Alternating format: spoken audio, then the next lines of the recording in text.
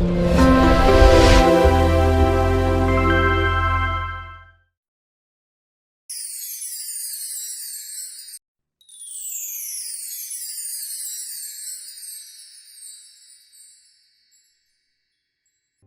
சபையை தேவன் பாதுகாக்கணும். ഈ സഭയെ കർത്താവ് தேவனுடைய நோக்கம் நிறைவேற வேண்டும். ദൈവിക ഉദ്ദേശം നിറവേറും. எந்த விதத்திலும் சபையானது அழிந்து போகலாம். സഭ ഒരു കാരണവശാലും നശിക്കരുത്. மீடியா மூலமாக, മാധ്യമങ്ങളിലൂടെ, வாட்ஸ்அப் மூலமாக, വാട്സാപ്പിലൂടെ மற்றும் விதத்தில் சபையானது அழிந்து போகலாம்.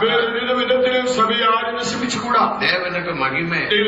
சபையானது தேவனுடைய மனதிலும் ഒരു നിർണയം. സഭ എന്നത് ദൈവത്തിന്റെ മനസ്സിലെ ഒരു നിർണയമാണ്. ആ സഭയെ ദേവൻ കെട്ടുവാൻ, ആ സഭയെ ദൈവം ഞാൻ സഭയെ കെട്ടുവേൻ, ഞാൻ എന്റെ സഭയെ പാതാളത്തിൻ വാസലുകൾ മേற்கொள்வதில்லை, പാതാള ഗോപുരങ്ങൾ അതിനെ ജയിക്കില്ല. ആകയാൽ സഭയ്ക്ക് വിരോധமாக ക്രിയ ചെയ്യുന്ന എല്ലാ വല്ലമകളെ നിർമൂലമാക്കുമ്പടിയാകും. ആകയാൽ സഭയ്ക്കെതിരായി പ്രവർത്തിക്കുന്ന ശക്തികളെല്ലാം തകർക്കുവാൻ, സുവിശേഷ വിരോധികളാൽ സഭയ്ക്ക് വിരോധமாக ക്രിയ ചെയ്യലാക. സുവിശേഷ വിരോധികൾ സഭയ്ക്ക് വിരോധമായി പ്രവർത്തിക്കരുത്. இப்போது வட இந்தியாவில் சுவிசேஷ விரோதிகளால் சபைக்கு விரோதமாக கிரியை செய்கிறோம். ഇപ്പോൾ സുവിശേഷ വിരോധികൾ വടക്കേന്ത്യയിൽ സഭയ്ക്കെതിരായി, സുവിശേഷത്തിനെതിരായി പ്രവർത്തിക്കുന്നു. ஆனாலும் தேவனுடைய நோக்கம் நிறைவேற வேண்டும். എന്നാലും കർത്താവിന്റെ ലക്ഷ്യപ്രാപ്തി നാം എല്ലാവരും ഒരു മനതോടെ സ്തോത്രം ചെയ്താൽ പോതും. ഏക മനസ്സോടെ സ്തോത്രം ചെയ്താൽ നിങ്ങളുടെ കുടുംബ ജപത്തിലും, കുടുംബ പ്രാർത്ഥനയിലും, ഏരിയ പ്രയറിലും, പ്രാർത്ഥനയിലും, മറ്റു ജപങ്ങളിലും, മറ്റു പ്രാർത്ഥനകളിലും സഭയ്ക്കാக, സഭയ്ക്കായി, ദേശத்துக்காக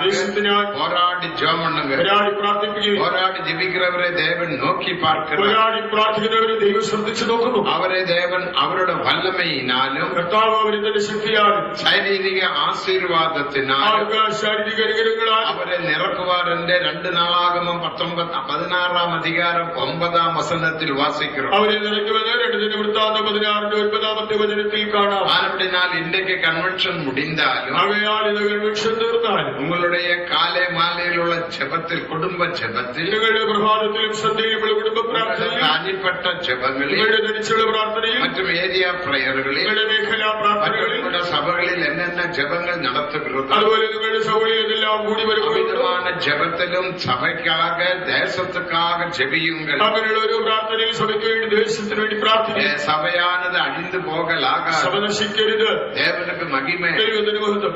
ആനപടിയിനാൽ സഭയെ ദേവൻ പാതുകാത്ത് ദേവനുടെ നിത്യനോക്കം നിറവേറ്റുപടിയാക സഭയ്ക്കാക കരങ്ങളെ ഉയർത്തി 100 സ്തോത്രം. സഭയെ സൂക്ഷിച്ച ദൈവത്തിന്റെ നിത്യോദ്ദേശം നിറവേറ്റതിനായി സഭയ്ക്ക് വേണ്ടി കരങ്ങളെ ഉയർത്തി നമുക്കെല്ലാവർക്കും ഒരു 100 സ്തോത്രം ചെയ്യാം. സ്തോത്രം, സ്തോത്രം, സ്തോത്രം, സ്തോത്രം, സ്തോത്രം, സ്തോത്രം, സ്തോത്രം, സ്തോത്രം, സ്തോത്രം,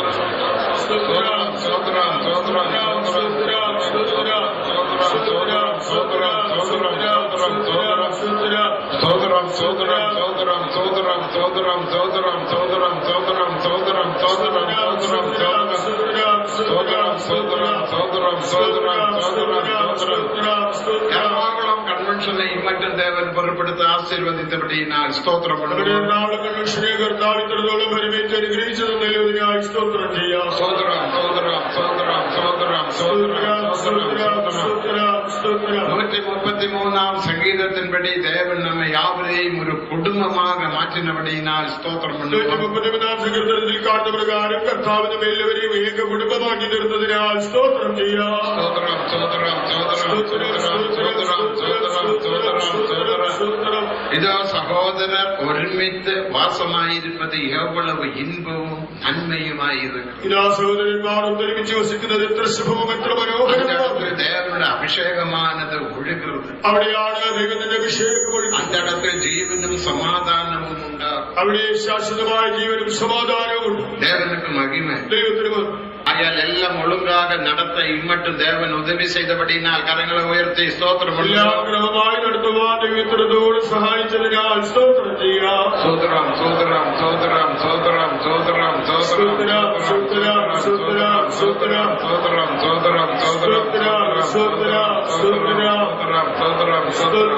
സ്തോത്രം, യാവരും മുക്കാറും ദയവായി എല്ലാവരും ഇരിക്കാം. ഇനി ഒരു വസനത്തെ വാസിച്ച് അത് സെറ്റ് നാം ധ്യാനിക്കും. ഒരു തിരുവചനം വായിച്ചാൽ നേരം നമുക്കത് ധ്യാനിക്കാം. ദേവൻ നമ്മെ ജയാളികളാകുമ്പടി അടയ്ത്താർ. കർത്താവ് നമ്മെ ജയശാലികളാകുവാൻ നമ്മുടെ ഉപദേശത്തിൽ, അപ്പോസ്തലിക ഉപദേശത്തിൽ മുഖ്യமான ഉപദേശം ജയജീവി. നമ്മുടെ അപ്പോസ്തലിക ഉപദേശത്തിലെ പരമപ്രധാനമായ ഉപദേശമാണ് ജയജീവി. ഈ മാംസ ശരീരത്തിൽ, നമ്മുടെ ഈ ജഡശരീരത്തിൽ, இந்த மாம்சிகமான உலகத்தில், ഈ ജഡമയമായ ലോകത്തിൽ, இந்த பொல்லாத பாவம் நிரம்பின உலகத்தில், ദുഷ്ടത നിറഞ്ഞ പാപം നിറഞ്ഞ ലോകത്തിൽ பாவம் இல்லாமல் പാപമില്ലാതെ ஜெயஜீவியம் செய்ய முடியும். ജനജീവിതം നയിക്കുവാൻ സാധിക്കും. தேவனுக்கு மகிமை. ദൈവത്തിന് മഹത്വം. அந்த விஷயத்தை குறித்து சற்று நாம் தியானிப்போம். ആ ഒരു വിഷയം നമുക്ക് അല്പനേരം ധ്യാനിക്കാം. நாம் எல்லாரும் ஜெயாளிகளாக மாற்றப்பட வேண்டும். നമ്മളെല്ലാവരും ജയാളികളായി മാറും. ஜெயாளிகளை சேர்க்கும்படி இயேசு மகிமையில் வெளிப்பட போகும். ജേതാക്കളെ ചേർക്കുവാൻ യേശു തേജസ്സിൽ വെളിപ്പെടും. அப்போ நம்முடைய சரீரத்தில், இந்த உலகத்தில் ஜெயஜீவியம் செய்ய முடியும் என்று ஒரு வசனம் சொல்லுகிறது. നമ്മുടെ ഈ ശരീരത്തിൽ, ഈ ലോകത്തിൽ ഒരു ജയജീവിതം സാധ്യമെന്ന് പറയുന്ന ഒരു വചനമുണ്ട്. சிலர்கள் இந்த சத்தியத்தை கேட்ட பிறகு, ചിലർ ഈ സത്യം കേട്ട ശേഷം இதெல்லாம் முடியுமா, ഇതൊക്കെ നടക്കുമോ, இதெல்லாம் மனுஷனுக்கு செய்யக்கூடிய காரியமா, ഇതൊക്കെ മനുഷ്യർക്ക് കൂടുന്ന കാര്യമാണോ என்று அவர்கள் சந்தேகப்பட்டு போகிறார். അവനിങ്ങനെ സംശയാലുക്കളായി പോകുന്നു. முதலில் இந்த சந்தேகத்தை அகற்றும்படி ആദ്യം നിന്റെ സംശയം നീക്കുവാൻ இந்த ஒரு வசனம் நான் உங்களுக்கு தருகிறேன். ഒരു തിരുവചനം നൽകാം. ரோமர் எழுதின நிருபம் 8ஆம் அதிகாரம் 37ஆம் வசனத்தை வாசிப்போம். റോമർക്ക് എഴുതിയ ലേഖനം 8-ാം അധ്യായം 37-ാമത്തെ பரிசுத்த பவுல் தன் அனுபவத்திலூടെ அந்த சத்தியத்தை சொல்லுகிறார். വിശുദ്ധ പൗലോസ് തന്റെ അനുഭവ രൂപേണ ഈ സത്യം പറയുന്നു. 37ആം വസനത്തെ വാസിക്കുക. 37-ാമത്തെ വചനം വായിക്കാം. നാമോ നമ്മെ സ്നേഹിച്ചവൻ മുഖാന്തരം ഇതിനൊക്കെയും പൂർണ്ണജയം പ്രാപിക്കുന്നു. இவை எல்லாவற்றிலேயும் நாம் நம்மில் அன்பு கூறுவதாலே முற்றம் ஜெயம் கொள்கிறவர்களாயிருக்கிறோமே. முற்றம் ஜெயம் கொள்ளுகிறோம். നാമോ നമ്മെ സ്നേഹിച്ചവൻ മുഖാന്തരം ഇതിലൊക്കെയും പൂർണ്ണജയം പ്രാപിക്കുന്നു. அங்க பலவிதமான போராட்டங்களை குறித்து வாசிக்கிறோம். അവിടെ പലവിധമായ പോരാട്ടങ്ങളെ കുറിച്ച് 8ஆம் அதிகாரம் 35ஆம் வசனத்தில் 8-ാം അധ്യായം 35-ാം വചനം ശരീരത്തിൽ പോരാടുகிற 7 പോരാട്ടങ്ങളെ നാം பார்க்கிறோம். ശരീരത്തിൽ നേരിടേണ്ടി വരുന്ന 7 പോരാട്ടങ്ങൾ കാണാം. 36ആം വസനത്തിൽ 36-ാമത്തെ വചനം നമ്മുടെ മനസ്സിലും ആത്മാവിലും പോരാടുகிற 10 പോരാട്ടങ്ങളെ വാസിக்கிறோം. നമ്മുടെ മനസ്സിലും നമ്മുടെ പ്രാണനും പോരാടുന്ന 10 പോരാട്ടങ്ങൾ കാണാം. இதுதான் முக்கியமான போராட்டங்கள். ഇതാണ് പ്രധാനമായി നേരിടേണ്ടി വരുന്ന പോരാട്ടം. எல்லாவற்றிலேயும், എന്നാൽ ഇതെല്ലാവற்றிലും ഈ 17 പോരാട്ടത്തിൽ, ഈ 17 പോരാട്ടങ്ങളിലും ശരീരത്തിൽ വരുகிற പോരാട്ടങ്ങൾ, ശരീരത്തിൽ നേരിടുന്ന പോരാട്ടങ്ങളിൽ, മനസ്സിൽ വരുகிற മനസ്സിൽ പോരാട്ടങ്ങൾ, വരുന്ന പോരാട്ടങ്ങളിൽ, ഇനി ഉன்னுடைய ആത്മാവിൽ സ്വഭാവ പകുതിയിൽ പോരാടുகிற പോരാട്ടം, നിങ്ങളുടെ പ്രാണനിൽ, നിങ്ങളുടെ സ്വഭാവ മേഖലയിൽ വരുന്ന പോരാട്ടങ്ങളിൽ, നമ്മെ നേസിக்கிற നമ്മുടെ യേശുവിനാൽ അല്ലെങ്കിൽ ദേവനാൽ അൻപിനാൽ മുറ്റും ജയം കൊള്ളുക. നാമോ നമ്മെ സ്നേഹിച്ച യേശു മുഖാന്തരം, ദൈവമുഖാന്തരം, ദൈവസ്നേഹത്താൽ പൂർണ്ണ ജയം പ്രാപിക്കും. நம்மால ஒரு ஜெயஜீவியம் செய்ய முடியாது. നമുക്ക് സ്വയമായ ഒരു ജയജീവിതം சுய അസാധ്യം. முயற்சியினால் ஜெயஜீவியம் செய்ய முடியாது. സ്വപ്രയത്നത്താൽ ഒരു ജയജീവിതം സാധിക്കില്ല. உலகத்திலே மக்கள் ലോക ജനങ്ങൾ சுய முயற்சியினால் ஜெயஜீவியம் செய்ய பிரயாசப்படுகிறார்கள். അവരുടെ സ്വന്തം പരിശ്രമത്താൽ ഒരു ജയജീവിതത്തിനായി അവർ അധ്വാനിക്കുന്നു. அது നടந்த ஒரு சம்பவத்தை பிறகு நான் உங்களுக்கு சொல்லுகிறேன். സംഭവിച്ചൊരു കാര്യം പിന്നീട് പറയാം. அப்ப முற்றும் ஜெயம் கொள்ள முடியும் என்று நாம் விசுவாசிப்போம். ആകയാൽ പൂർണ്ണജയം പ്രാപിക്കുവാൻ കഴിയുമെന്ന് നമ്മൾ വിശ്വസിക്കുന്നു. அப்படிப்பட்ட விசுவாசம் வந்தபடினால் கரங்களை உயர்த்தி அல்லேலூயா சொல்லுங்கள். ഹല്ലേലൂയ. தேவனுக்கு மகிமை. ദൈവത്തിന് മഹത്വം. சாத்தான் சொல்லுவான், സാത്താൻ പറയും, இதெல்லாம் நடக்கிற காரியம் இல்லை. ഇതൊക്കെ ചുമ്മാതെ നടക്കുകയില്ല. ஊழியர்களை பாருங்கள், നിലക്കാരെ നോക്കും, விசுவாசிகளை பாருங்கள், വിശ്വാസികളെ നോക്കും, அவரை பாருங்கள், അവരെ നോക്കും, இவரை பாருங்கள், ഇന്നയാളെ നോക്കും, யூதாசை பாருங்கள். യൂദാസിനെ നോക്കും. இப்படியே அவனுடைய மனதை சுற்றித் திரியும். അവനിങ്ങനെ മനസ്സിൽ നിന്ന് നിന്റെ മനസ്സിനെ അവൻ കലക്കിക്കൊണ്ടിരിക്കും. அவனே பாருங்க இவனே பாருங்க என்று வேதவசனம் சொல்லுகிறது. പക്ഷെ ബൈബിൾ നിന്നോട് അവനെ നോക്കൂ ഇവനെ നോക്കൂ എന്ന് പറഞ്ഞിട്ടില്ല. வேதவசனம் என்ன சொல்லுகிறது? തിരുവചനം എന്താണ് പറഞ്ഞത്? பல வசனங்கள் உண்டு. പല വചനങ്ങളുമുണ്ട്. യെശയ്യാ 45:22 വസനത്തിൻപടി യെശയ്യാ പറയുന്നത് 45:22 പ്രകാരം பூமியின் எல்லையெங்கும் உள்ளோரே என்னை நோக்கி பாருங்கள். സകല ഭൂസീമാവാസികളുമായുള്ളവരെ എങ്കിലേക്ക് തിരിഞ്ഞു തിരിഞ്ഞു നോക്കുവിൻ. എന്നെ നോക്കി பாருங்க. നിങ്ങൾ എങ്കിലേക്ക് തിരിഞ്ഞ് എന്നെ நீ നോക്കൂ. ஏன் யூதாசை பார்க்கற? നീ എന്തിന് യൂദാസിനെ நீ നോക്കണം? ஏன் விழுந்து போனவனை பார்க்கற? വീണുപോയവരെന്തിനു നോക്കുന്നു? நீ ஜெய ஜீவித்து ஜீவிக்க முடியாதவனை பலவீனனை ஏன் നോക്കി பார்க்கற? ജയജീവിതം നയിക്കാൻ കഴിയാത്ത ദുർബലന്മാരെ നീ എന്തിനു നോക്കുന്നു? എന്നെ നോക്കി പാർ. നീ എന്നെയാണ് നോക്കേണ്ടത്. ഞാൻ ജയാളി. ഞാൻ ജയമെടുത്തു. യേശു ഉലകത്തെ ജയിത്താർ. നമ്മുടെ യേശു ലോകത്തെ ജയിച്ചു. അവർ പിശാസെ ജയിത്താർ. താൻ പിശാചിനെ ജയിച്ചു. അവർ മരണത്തെ ജയിത്താർ. താൻ മരണത്തെ ജയിച്ചു. പാതാളത്തെ ജയിത്താർ. പാതാളത്തെ ജയിച്ചു. 4 വിഷയത്തെ ജയിത്താർ. ഈ 4 കാര്യങ്ങൾ ജയിച്ചു. ഉലകം, ലോകം, സാത്താൻ, സാത്താൻ, മരണം, പാതാളം. നാം 5 വിഷയത്തെ ജയിക്ക வேண்டும். നാം പക്ഷേ 5 കാര്യങ്ങൾ ജയിക്കണം. ദേവനുക്ക് മഹിമ. ദൈവത്തിന് മതി. മാംസത്തെയും നാം ജയിക്ക வேண்டும். നാം ജഡത്തെയും ജയിക്കേണ്ടതുണ്ട്. ഉലകം, മാംസം, പിശാസ്, മരണം, പാതാളം 5 വിഷയത്തെ നാം ജയിക്ക வேண்டும். നാമോ ലോകം, ജഡം, സാത്താൻ, മരണം, പാതാളം എന്നിങ്ങനെ 5 കാര്യങ്ങൾ ജയിക്കും. ദേവനുക്ക് മഹിമ. ദൈവത്തിന് മതി. യേശുവുക്കുൾ മാംസം ഇല്ല. യേശുവിൽ ജഡമില്ല. ஆனால் மாம்சத்தை ஜெயிக்க வேண்டிய அவசியம் இல்லை. ആകയാൽ തനിക്ക് ജഡത്തെ ജയിക്കേണ്ടതില്ല. ஆனா சிலர்கள் பிரசங்கம் பண்ணுகிறார்கள். ചിലർ പ്രസംഗിക്കും. இயேசு மாம்சத்தில் வெளிப்பட்டபடியினால் அவருக்குள் மாம்സം இருந்ததென்று. യേശു ജഡത്തിൽ പ്രത്യക്ഷനായതുകൊണ്ട് തന്നിൽ ജഡമുണ്ടായിരുന്നുവെന്ന് யோவான் எழுதின சுவிசேஷம் 1 அதிகாரம் 14 வசனத்தை வாசிக்கும் போது യോഹന്നാൻ 1 അധ്യായം 14 വചനം. அவர் மாம்சத்தில் வெளிப்பட்டார். താൻ ജഡത്തിൽ വെളിപ്പെട്ടു. கிருபையும் சத்தியமும் நிறைந்தவராக நமக்குள் வாசமானார். കൃപയും സത്യവും നിറഞ്ഞവനായി നമ്മുടെ ഇടയിൽ அவர் மாம்சத்தில் வெளிப்பட்டது உண்மை. താൻ ജഡത്തിൽ വന്നത് அந்த மாம்சம் என்ன? എന്താണ് ആ ജഡം? அது பாவம் அல்ல. പാപമല്ലത്. എബ്രായർ 10 அதிகாரம் 6-5 வசனத்தை வாசிக்கும் போது എബ്രായർ 10:6 വാക്യങ്ങൾ വായിച്ചു. இயேசு கிறிஸ்து உலகத்தில் வெளிப்பட்டது தேவ சித்தம் செய்யும்படிக்கு நாம் வாசிக்கிறோம். യേശു ക്രിസ്തു ലോകത്തിൽ വെളിപ്പെട്ടത് ദൈവഹിതം ചെയ്യുവാനാണ്. இதோ உமது சித்தம் செய்ய வருகிறேன்.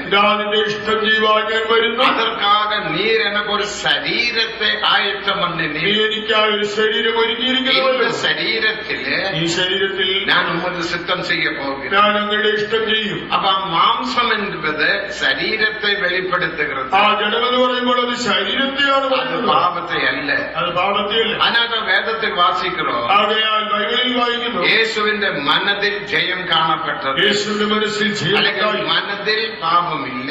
തന്റെ മനസ്സിൽ പാപമില്ല. 2 കൊരിന്ത്യർ 5 அதிகாரம் 21 വചനത്തിൽ വാസിக்கிறோം 2 കൊരിന്ത്യർ 5:21 വായിക്കുന്നു യേശുവുക്കുൾ പാപമില്ല.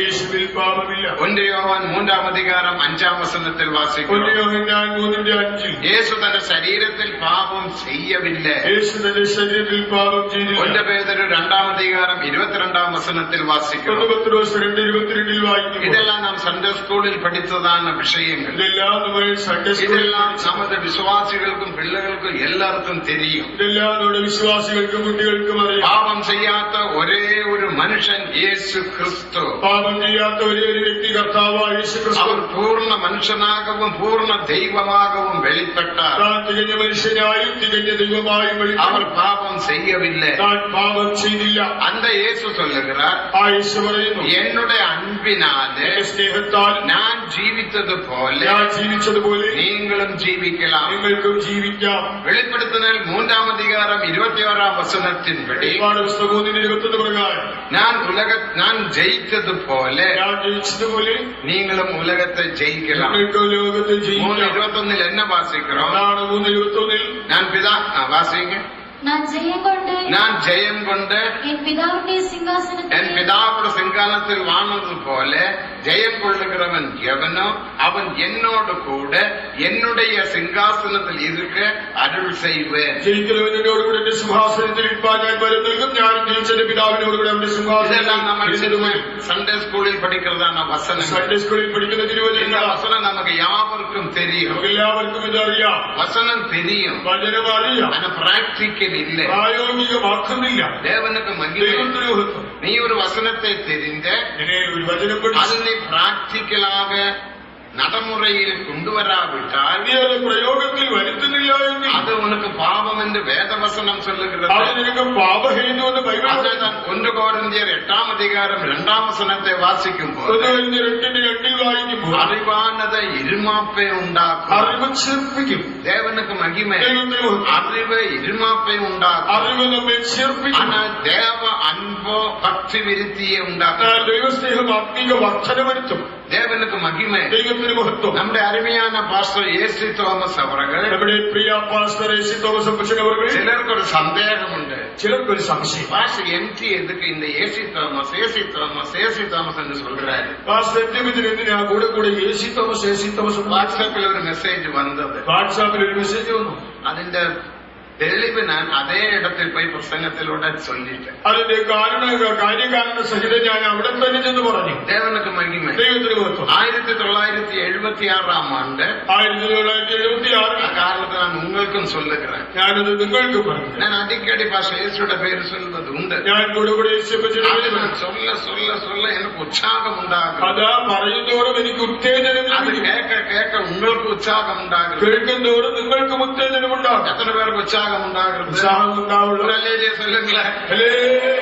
பலர் சொல்லுகிறார்கள், പറയുന്നു, இன்றைக்கு நீங்க எங்களை 48ஆம் ஆண்டுக்கு கொண்டு போனீர்கள். പാസ്റ്റർ താങ്കൾ ഞങ്ങളെ 48ആം ആണ്ടിലേക്ക് കൊണ്ടുപോയി. அந்த இடத்துல ஒரு ஆக்சிடென்ட் நடந்தது. അവിടെ ഒരു അപകടം നടന്നു. ஸ்தோத்திரத்தால் பாஸ்டர் ஏ.சി. തോമസ് அந்த ஆக்சிடென்டில் இருந்து விடுதலையை பெற்றார். Pastor A C. തോമസ് അവിടെ അതിൽ നിന്ന് വിടുതൽ அதெல்லாம் சொல்லும் போது അതൊക്കെ പറയുമ്പോൾ சென்னையிலே மக்கள் சொல்லுகிறார்கள், ചെന്നൈയിലെ ജനങ്ങൾ പറയുന്നു, நீங்க 48 47ஆம் ஆண்டுக்கு எங்களை கொண்டு போனீர்கள். നിങ്ങൾ ഞങ്ങളെ 47 48 കാലഘട്ടത്തിൽ பெரிய சந்தோஷம். ഞങ്ങൾക്കത് വലിയ സന്തോഷമാണ്.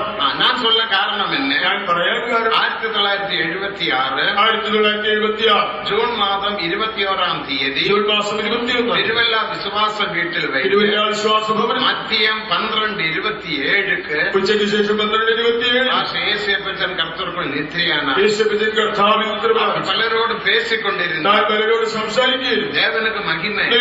തൂക്കത്തിലല്ല, ഉറക്കത്തിലില്ല, വ്യാധിയിലല്ല, രോഗത്തിലില്ല. അവർ പേശിക്കൊണ്ടിരിക്കുമ്പോൾ സംസാരിച്ചുകൊണ്ടിരിക്കുമ്പോൾ അവരുടെ ജീവൻ പിരിന്തത്. പ്രാണൻ വേർപെട്ടു. யாரோடு பேசினா? ആരോട് സംസാരിച്ചു? Pastor Jacob Rathnasingam, pastor Jacob Rathnasingh, pastor KC pastor Varghese, KC. Varghese, pastor AG Chacko, pastor AG. Chacko, pastor CN. Samuel, pastor CN. Samuel, പലരും வந்து അവരോട് பேசிக்கொண்டிருந்தார். അങ്ങനെ പലരും സംസാരിച്ചുകൊണ്ടിരുന്നു. தேவனுக்கு மகிமை. ദൈവത്തിന് அவர் பேசிக்கொண்டிருக்கும் போது സംസാരബന്ധത്തിൽ நான் ஒரு குடிக்கிறதுக்காக சாத்துக்குடி கொண்டு கொடுத்தேன். ഞാൻ കുടിക്കുവാൻ മുസംബി ജ്യൂസ് കൊടുത്തു. அப்ப நான் அவரை கவனித்துக் கொண்டிருந்தேன். ഞാൻ തന്നെ പരിചരിക്കുകയായിരുന്നു. உடனே அவர் சொன்னார், ഉടനെ പറഞ്ഞു, என்ன குடிக்கிறதுக்கு கொண்டு வந்து என்ன டிஸ்டர்ப் பண்றேன்னு. കുടിക്കാൻ കൊണ്ടുവന്ന് എന്തിനാ ബുദ്ധിമുട്ട് ശല്യപ്പെടുത്താൻ? மணிக்கூர் கணக்காக பேசுறாரு. മണിക്കൂറുകൾക്ക് സംസാരിക്കുകയാണ്. தேவனுக்கு பலவீனப்பட்ட மனுஷன். ഒരു ബലഹീനായ മനുഷ്യൻ. அப்ப சாத்துக்குடி கொடுக்க கொடுத்தேன். മുസംബി ജ്യൂസ് കുടിക്കാൻ வாங்கி குடித்தார். വാങ്ങി കുടിച്ചു. அதுக்கு பிறகு അതിനുശേഷം அவர் பல காரியங்கள் பேசினார். പല കാര്യങ്ങൾ പറഞ്ഞു. திடீரென்று പെട്ടെന്ന് அவர் இப்படி தலைதிரித்து, കാര്യങ്ങൾ വേരോട്ട് இதா மாஸ்டர் போல், இதா மாஸ்டர் போல் என்னை கூப்பிடுறாங்க. എന്നെ വിളിക്കും. அவர் போயிட்டு താൻ പോയി. என்ன அருமையான மரணம், എത്ര മനോഹരമായ മരണം. ஏதா அவரோட மரணம். ഇങ്ങനെയാണ് തന്റെ മരണം. ആ മരിக்கிறதுக்கு തലേ നാളില്ലേ ആ മരണത്തിന് തലേന്ന് அவர் என்னை கூப்பிட்டு എന്നെ വിളിച്ച് എന്റെ തലയിൽ കൈ വെച്ച് ആശീർവദിച്ചു. തലയിൽ കൈവച്ച് എന്നെ അനുഗ്രഹിച്ചു. എന്നെ കൊച്ചേ കൊച്ചേന്ന് എന്നെ വിളിക്കുന്നത് കൊച്ചേ കൊച്ചേ എന്നാണ്. കൊച്ചേ ഇങ്ങ് വാ. ഞാൻ കൊച്ചേക്ക് വാ. ഞാൻ പോന്നെ. ഞാൻ ചെന്നു. ഞാൻ ഉന്നെ ആശീർവദിക്കും. ഞാൻ ഇപ്പോൾ അനുഗ്രഹിക്കും. എനിക്ക് അതിന്റെ അർത്ഥം കൂടെ தெரியாது. എനിക്ക് അതിന്റെ അർത്ഥമൊന്നും என்ன മനസ്സിലായില്ല. ஆசீர்வாதம் என்று தெரியாது. എന്താണോ അനുഗ്രഹം. ஆனா நம்ம முழங்கால் படியிட்டு ഞാൻ മുട്ടുകുത്തി നിന്നു. അവരെ കട്ടിൽ മേൽ ഉட்கார்ந்து താൻ കട്ടിലിരുന്നു. എന്റെ തലമേൽ കരങ്ങളെ എന്റെ വെച്ച് തലയിൽ കൈവച്ച് ഒരു 10-15 നിമിഷം 10-15 പല പല വാർത്തകളെ ചൊല്ലി പല വാചകങ്ങൾ പറഞ്ഞു നിറമ്പി ആത്മാവിൽ അവർ എന്നെ ആശീർവദിച്ചു. താൻ എന്നെ അനുഗ്രഹിച്ചു. അതിലൊരു വാസകം, അതിലൊരു വാചകം, എന്നിലിരുന്ന് കற்றுകൊണ്ടതാന കാര്യത്തെ നീ സഭയ്ക്ക് പ്രസംഗത്തിൽ சொல்ல வேண்டும் என்று சொன்னார். നീ എന്നിൽ നിന്ന് പഠിച്ച കാര്യങ്ങളെല്ലാം നീ സഭയിൽ പ്രസംഗപതിയെ പറയണം.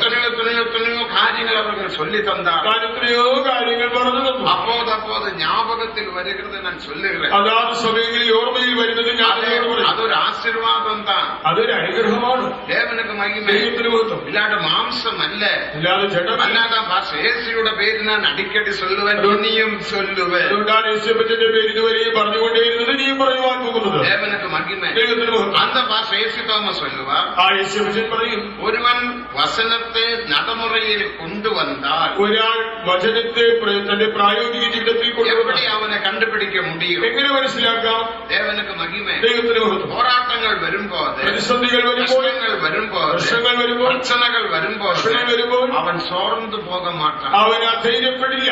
தேவனுக்கு மகிமை. ദൈവത്തിന് മഹത്വം. இன்னைக்கு உன்னோட வாழ்க்கையில் ഇതാ നിന്റെ ജീവിതത്തിൽ சோதனைகள் வரும்போது, പരിശോധനകൾ വരുമ്പോൾ, பிரச்சனைகள் പ്രശ്നങ്ങൾ வரும்போது, വരുമ്പോൾ, கடன் தொல்லைகள் வரும்போது, കടക്ലേശങ്ങൾ വരുമ്പോൾ நாம അധൈര്യപ്പെട്ട അവിശ്വാസത്തിൻ വാർത്തകൾ എത്രയോ വാർത്തകളെ ചൊല്ലുന്നു. നമ്മൾ തളർന്നുപോയി എത്രയോ അവിശ്വാസത്തിന്റെ വാക്കുകളാണ് ഉച്ചരിക്കുന്നത്. தேவனுக்கு மகிமை. ദൈവത്തിന് മഹത്വം. ஆனா ஜெயஜீவியம் செய்கிறவன், എന്നാൽ ജയജീവിതം നയിക്കുന്നവൻ, இல்ல வசனத்தை நடைமுறையில் கொண்டு வருகிறவன், വചനത്തെ പ്രായോഗിക ജീവിതത്തിൽ அவன் വരുന്നത് சோதனையிலும் சந்தோஷப்படுவான். പരിശോധനകളിലുമാണ്. அதுக்கு அவர் தருந்த ஒரு வசனம் അങ്ങനെ താൻ തരുന്നൊരു വചനം ரோமர் 5:3 எழுதி எடுத்துக் கொள்ளுங்க. റോമർ 5:3 നിങ്ങൾ കുറിച്ചെടുക്കണം.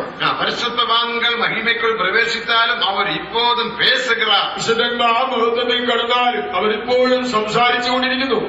ரோமர் 5:3 என்ன வாசிக்கிறோம்? റോമർ 5:3 എന്ന് വായിക്കുന്നു. வாசிங்க.